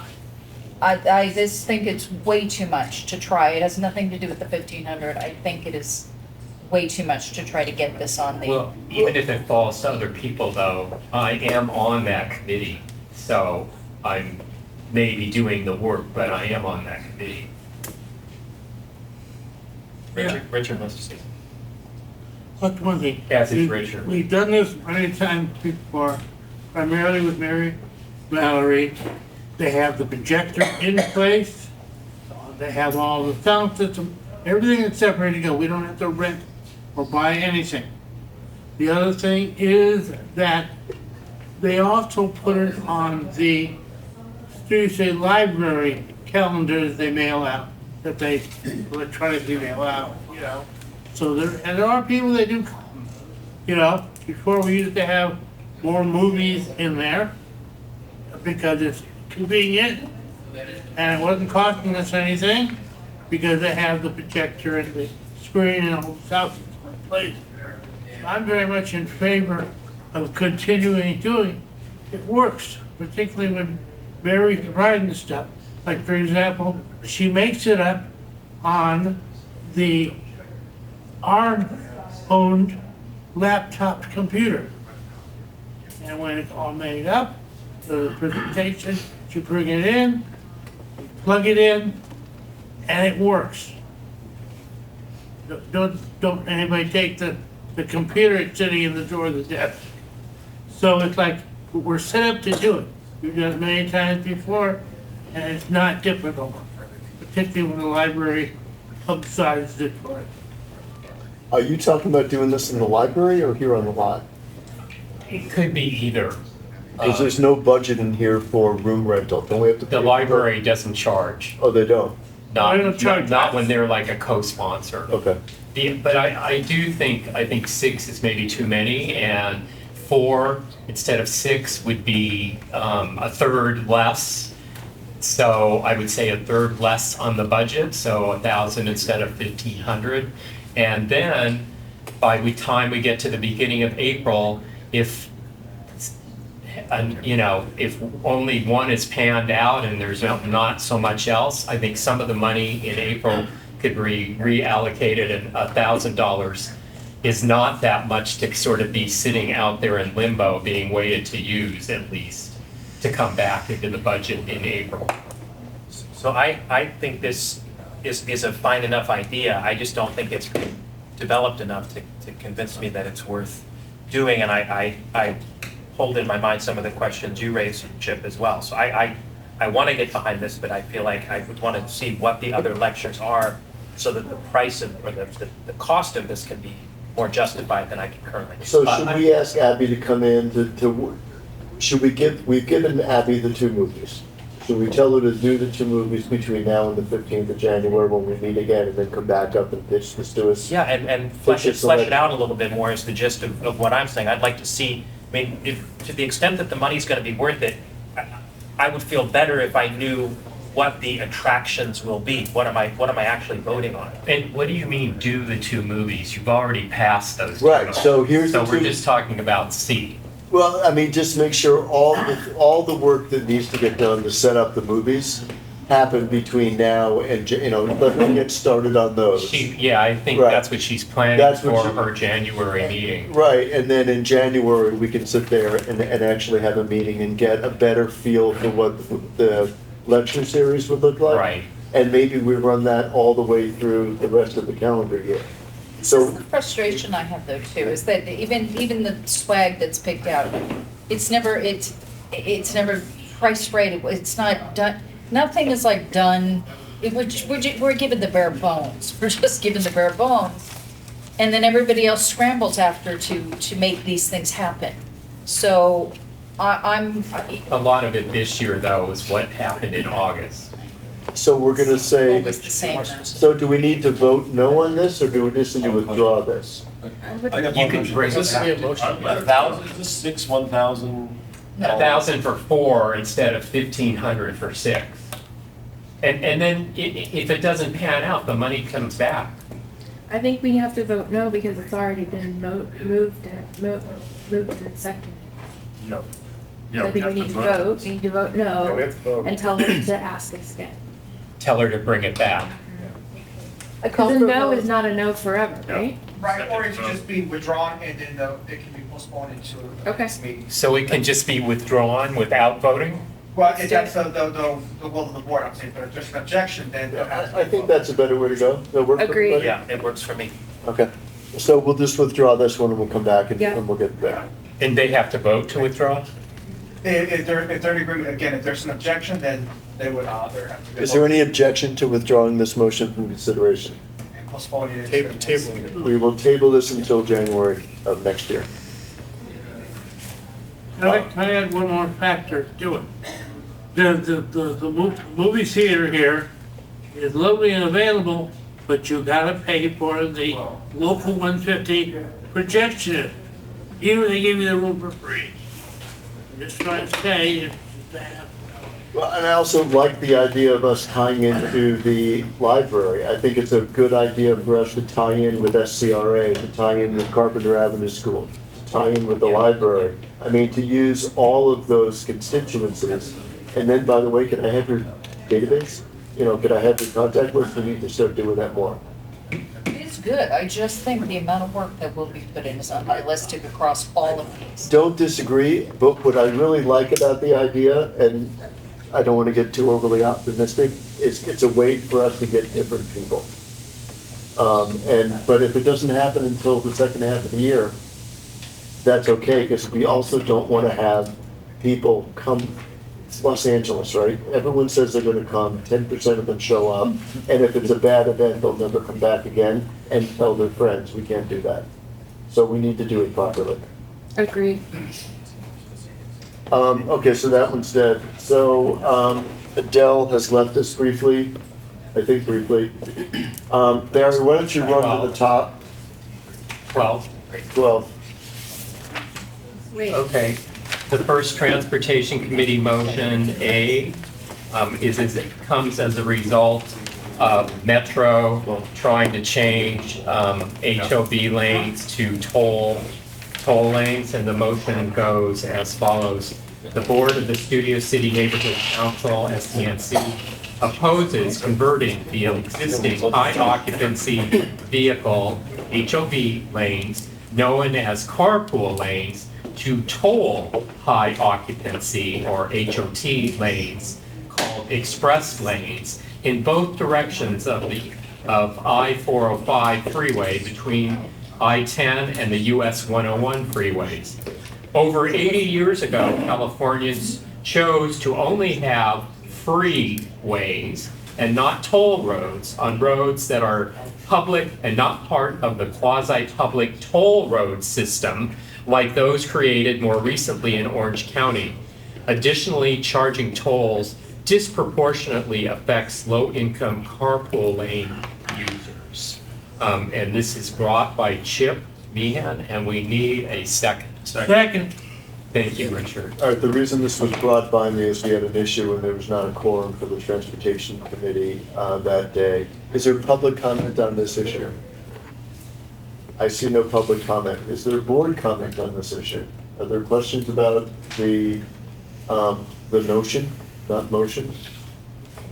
Basically, they wanted to take the carpool lane from the 10 to the 101, and you'd have to have one of those transponders to be in it, and you'd have to pay based on the number of people in the car. Like you do on the 110. Like on the 110. And so the scenario would be that many of us, Studio City, would be able to go blasting down the carpool lane and drop a 5 on it.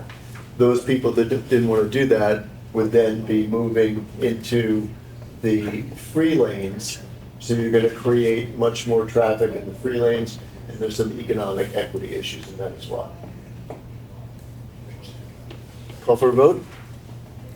Yeah, I'm ready. Jen Bladen, could you make notes? Are you making notes? Yeah. Jen Bladen? Am I voting? Yes, you're voting. I was gonna call him. You could call. Okay, you Yes, call please, then. Go no. ahead. Sorry, no, go ahead. No. Yes, No. either way, yes. Kim Clements, Yes. Dean Cutler, No. Dimitri, Yes. Ainsley. Yes. Jeff, No. Chip, Yes. Richard, Yes. Lori, Yes. Drew, Yes. Adele is absent, Lewis, Yes. Burkhart, Yes. Larson, Yes. Lee, Can I not vote since I'm not familiar with? You can abstain. You can abstain. Abstain, I'd like to abstain. Okay, totally fine. that's, one, Passes by split vote. 11. Okay, moving on to motion B, the Board of the Studio City Neighborhood Council, SCNC, supports Council File 23-1208 to report back within 60 days with recommendations for how to best proceed with identifying funding and completing project delivery in an accelerated manner for the LA Riverway San Fernando Valley completion project. This is brought by Chip Meehan, and it needs a second. Thank you, Drew. And just side note on this neighborhood council over the years has been supporting the river walk and bikeway for the 51 miles and the portion in the valley and the portion in Studio City. And we've always supported anything that will complete it. So that's where this comes from. And right now, this is just supporting a study to get there. It's not we have, then when there's the studies released, we may weigh in on that.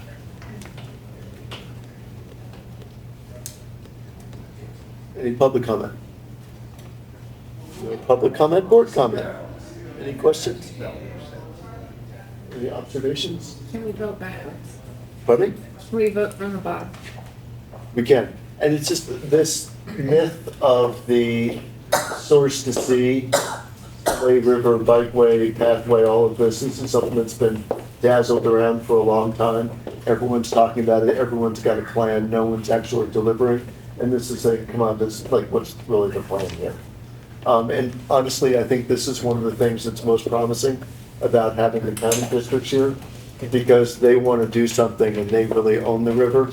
So I've met with them separately, and my next step is to meet with them together to find out how the counties will work in concert, because they want to collaborate with the city, but they're more comfortable being that strata of county.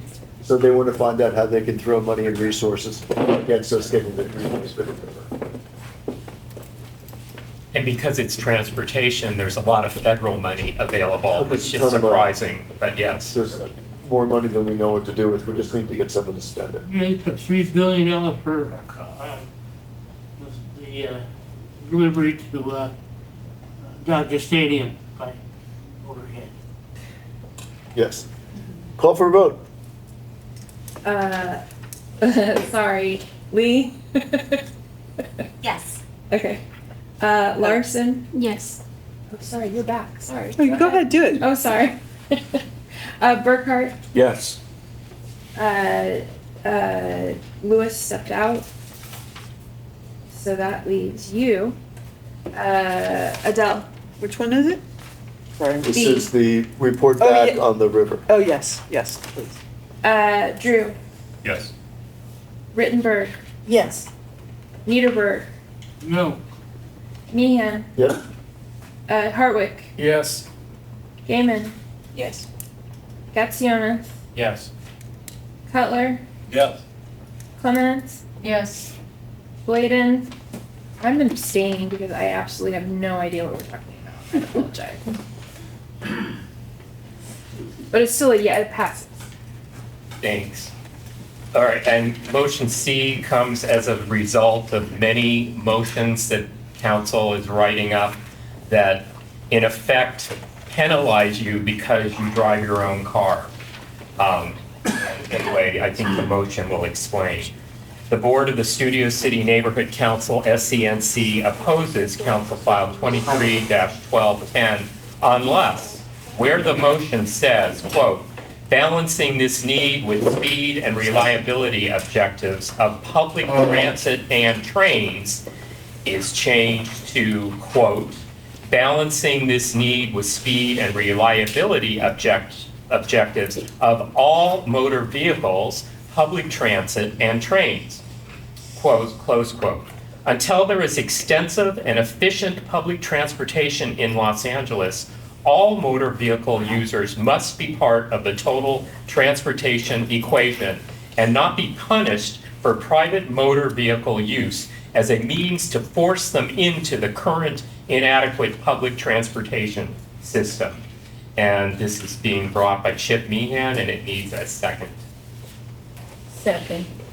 Thank you, Lori. Chip?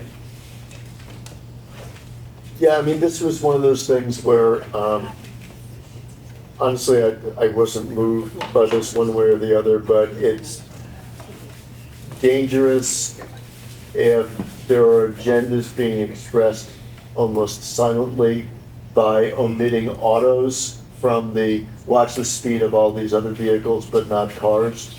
They're making a value judgment without actually saying it clearly. So if you're clearly going to say, I'm going to move all of these other conveyances at the expense of single occupant cars, say that.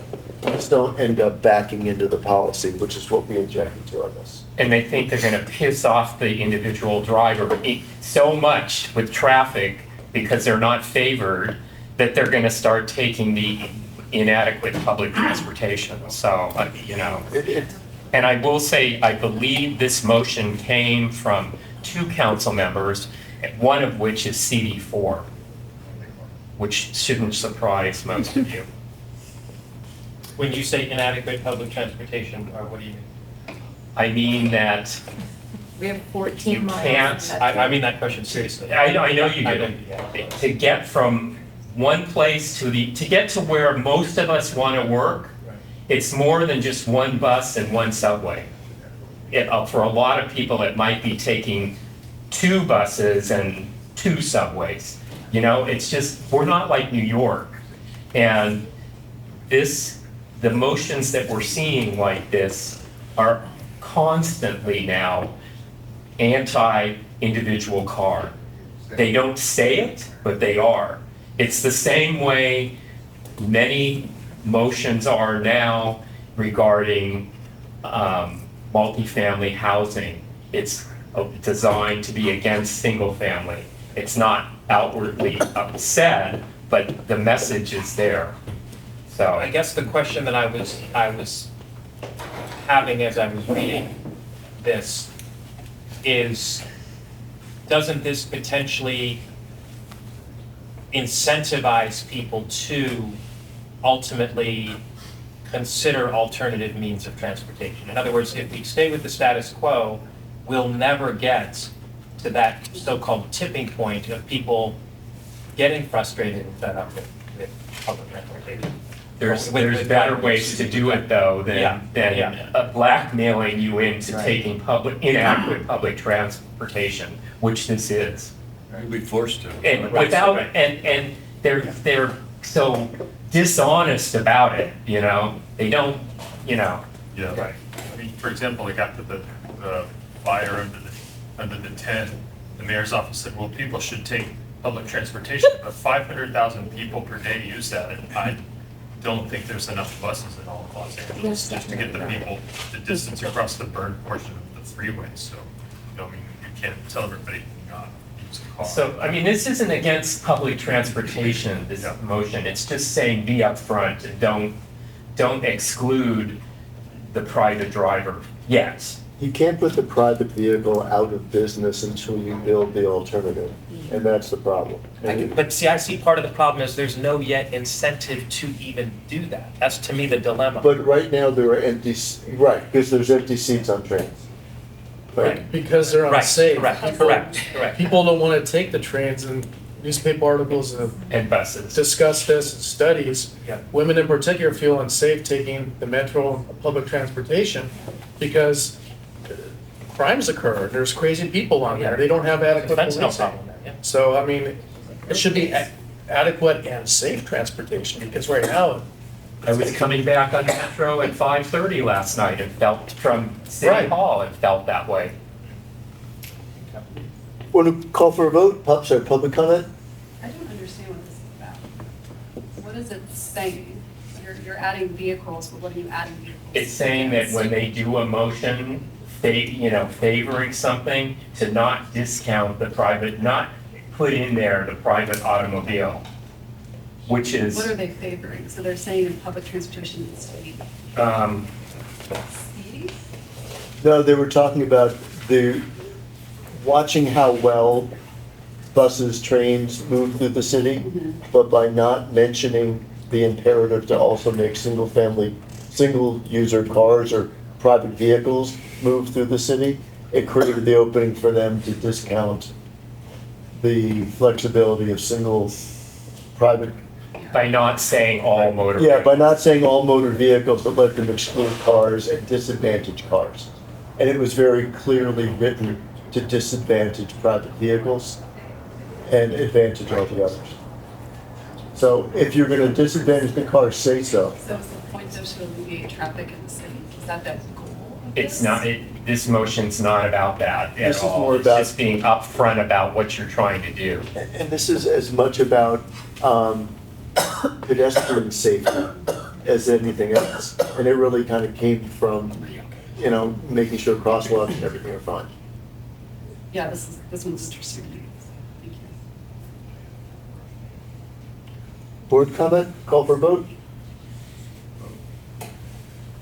Call. Call? Okay.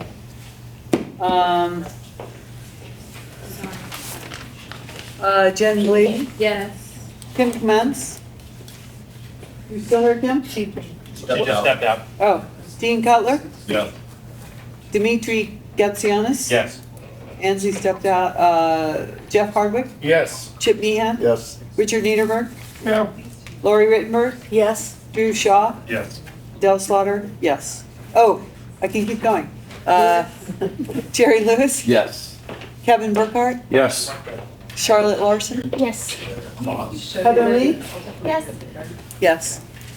Passes. All right, thanks. Moving on to government affairs, motion A. And I just will say regarding that, 7 other neighborhood councils have already passed a very similar motion, including our 2 adjacent councils of Sherman Oaks and Toluca Lake. Motion A, the board of the Studio City Neighborhood Council, Scnc, opposes file 21-1230, the housing elements proposed rezoning and densification of R1 and multifamily neighborhoods beyond what SB 9 and ADU laws allow, should be allow and not allows, typo. The commercial corridors on public lands and through adaptive reuse to meet state housing needs. I'm sorry. Oh, sorry. The commercial corridors on public lands and through adaptive reuse to meet state housing needs mandates. There is no need to divide and destroy existing residential neighborhoods by rezoning through overlays or other zoning devices of R1 zones or rent-sensitive, rent-stabilized, multi-family housing. This motion is also to be submitted as a community impact statement, CIS to Council File 21-1230. And just a footnote on this, this comes largely from the other neighborhood councils because of many of you may have followed a 7-story apartment on Ethel in Sherman Oaks that spurred a lot of this that has been allowed where it shouldn't have been, and yet CD4 supported it and the mayor withdrew it, but they had already approved it under the mayor's original plan. So now there's going to be a lawsuit by Soha. At the same time, in Canoga Park, Blumenfield had a similar building, and he got the council to vote against it. So it shows that council members, whatever they want to do, the majority goes along with them. So Blumenfield went directly opposite of CD4's members. So that's where this motion is coming from. Other neighborhoods, councils around the city have, but I think it's very noteworthy that our 2 adjacent neighborhood councils have already passed this. Public comment. Board comment. Board questions. I'm unclear, in the Sherman Oaks case on Ethel, whether the 7-story building was under the TOC state or density bonus or ED1, that you say that it shouldn't have been allowed, but somehow it passed? The thing that was allowed when Mayor Bass a year ago set this up, she didn't realize they wanted to exclude adjacent to single-family neighborhoods. And they figured that they worked it out that they made a mistake. They fixed it, but by the time the council voted and fixed it 6 months later, I think 7 or 8 around the city applicants had applied under the terms before it was fixed. So they're being allowed, although, you know, it's going to go legal, I'm sure, because they're suing in Sherman Oaks, and the builder in Canoga Park may sue saying, well, I filed before you changed it. So it's far from done. But we do have one at 12750 Moore Park right now, between Whitsett and Coldwater, that hasn't gotten to that process yet, but it was applied for before it was changed. And if CD4's the council member from CD4 follows suit, what she did in Sherman Oaks, she's going to do the same thing there. So, you know, this is sort of trying to tell her we don't like that. Yes, I remember that now, the planning department complaining that there had been an accident. And I think that's an E1 thing, which allowed them to build as much density as they wanted, so long as they provided it as low-income housing. Right, but this is like, I mean, next to a 7-story building next door to a house that's an R1. Yes. Okay, thank you for reminding. Vote. Go for a vote?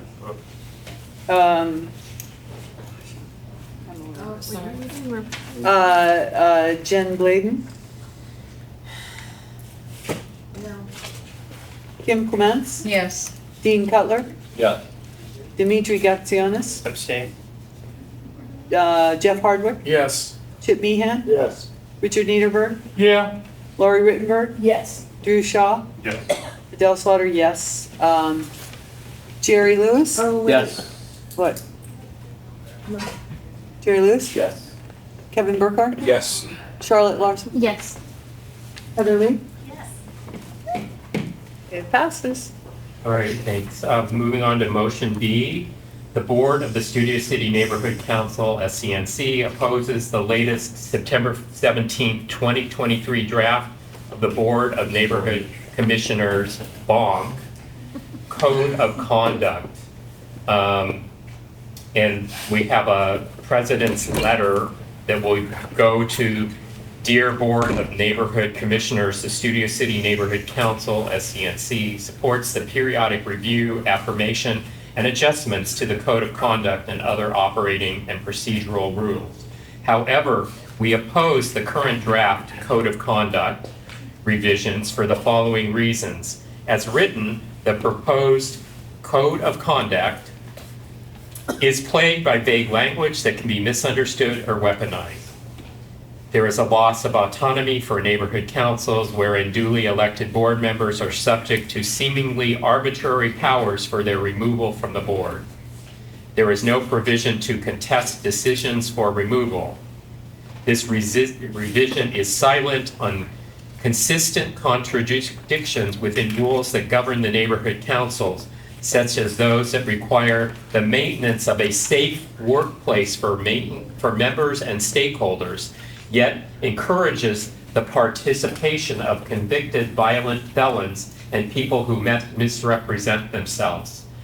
The SCNC requests continued work on that document to modify language to more effectively deliver the goals of the exercise and to avoid unintended consequences. Sincerely, Chip Meehan, President, Studio City Neighborhood Council. Public comment? Oh, is there a second? Second. I'll second, yeah. Is there public comment? Who seconded it? Jeff? He said Jeff did, yeah. Jeff. None of these went through the committee? None of these went through committee? Yeah, all the governing leaders did. Then they don't need a They don't second. need a second, yeah. Oh, okay. Public comment? Okay, I don't hear any. A board comment? Questions? And just a footnote to this, we also, as you all know, have already sent a request to Krikorian and Rahman to make a motion to say officially that 6 convicted sex offenders cannot be part of a neighborhood council that includes a minor, which ours does, and because convicted sex offenders cannot be in an organization, a volunteer organization that have minors. So we've already asked our council members to do that, and they neither have, to my knowledge, yet. And we've asked for a lot of reforms, many reforms, including treating us like with the same respect and deference and just general treatment like any other city commissioner. And during the August debacle, we were not treated that way. So this will go to the Board of Neighborhood Commissioners and also copy to our council members, which hope maybe spur them from our earlier request. Any board comment? Well, yeah, I mean, I appreciate all this. I think the only thing that I take some issue with is the notion that BONC encourages the participation of convicted violent felons. I think that's a bit of an. Well, the verbiage is the population of formerly incarcerated people is encouraged to participate. That is the verbiage. That's a quote. Yeah. And then I retract No, everything it's one of those things I that retract everything I just said. Really? Okay. That's good. As far as the CD2, CD4 on that issue, they were discussing our request before we actually got to them. And last I heard, they were trying to figure something out, so we need to circle back to Denise and now Sydney and find out where that works. And I think I was just going to say, in defense of BONC and Dunn, perhaps, the stuff saying encouraging convicted felons to be part of it was written more than 20 years ago. Right.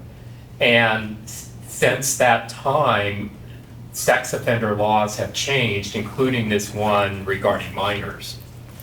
And I also think it was an amendment, right? It was an add-on. It wasn't part of the original charter. It might have been, Yeah. but they need to update based on state law. And so the point with this is like, this is not even well and good, but this isn't a great effort and misses the other point.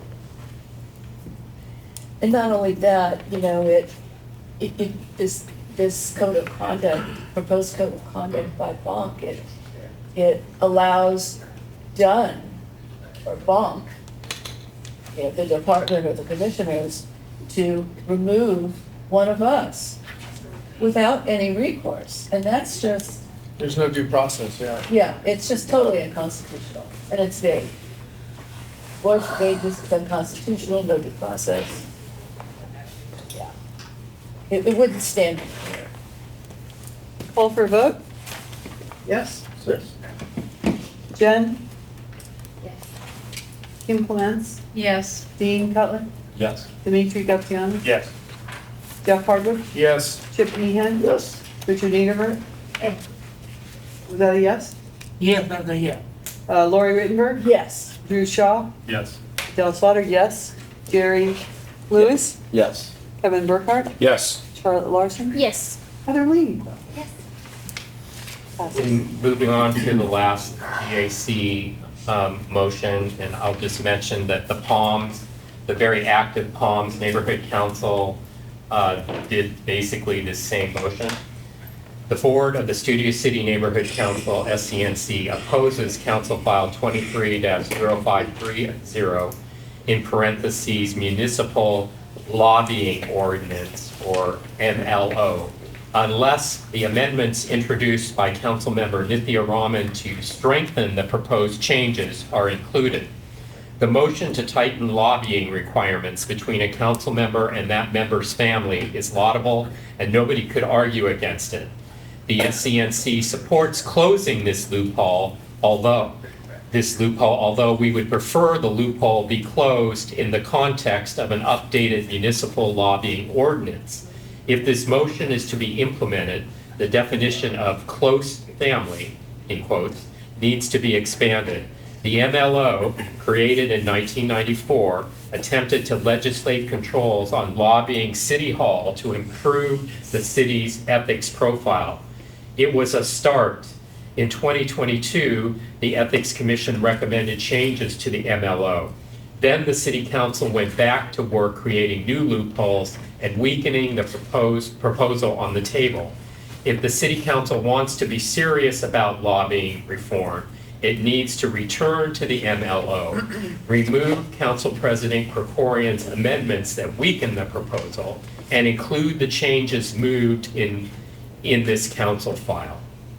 And this is also be submitted as a CIS to Council File 23-0530. Public comment? Board comment? And footnote, if anyone's interested, when this was in committee, and Nithya made her amendments, which are actually good, I was shocked. Krikorian came back and put all his little stuff that weakened it, and she was like sitting there in shock. She couldn't believe he did this to her. So we're calling it out. Well, there's some funny business going on with the lobbying, because, you know, Jamie York was put forth to be a commissioner, ethics commissioner. And I don't know if you all know about this, but she was recommended by Kenneth Makita. And it was one of these things where it's just you're a shoe-in, and she got voted out. Remember, you're being recorded. What? Remember, you're being recorded. She got unceremoniously voted out. So it wasn't, and it was not cool. So there's something. Call for a vote? Jen?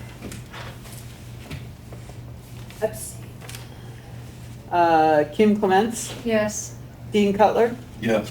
Dimitri Gossonis? Yes. Jeff Hardwick, Yes. Chip Meehan, Yes. Richard Niederberg, Yeah. Lori Rittenberg, Yes. Drew Shaw, Yeah. Adele Slaughter, yes. Jerry Lewis, Yes. Kevin Burkhardt, Yes. Charlotte Larson, Yes. Heather Lee. I'll abstain since I'm not familiar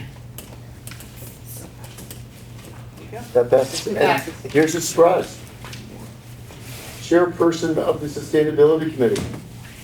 Do you choose to I'm tabling. withdraw I'm tabling. 14A? I'm not withdrawing, I'm tabling. Tabling it. That makes this a wrap. Are there any board comments about other issues? Thank you, everyone. Any board comments, anybody? Lorenzo, any observations, sir? Job well done, very good, and I'll be happy to report back to the leadership team that the Student City Neighborhood Council fulfilled its requirement and filled vacancies, so should be expecting the letter released from DNC from exhaustive efforts. And where does that go? Does that come to the secretary? That will be sent to the entire board by the, Okay. Tomorrow, I will add the new board members to the masthead, which is going to be a pain in the ass based on all the formatting, but I will certainly give you guys your emails. You want to kill the camera?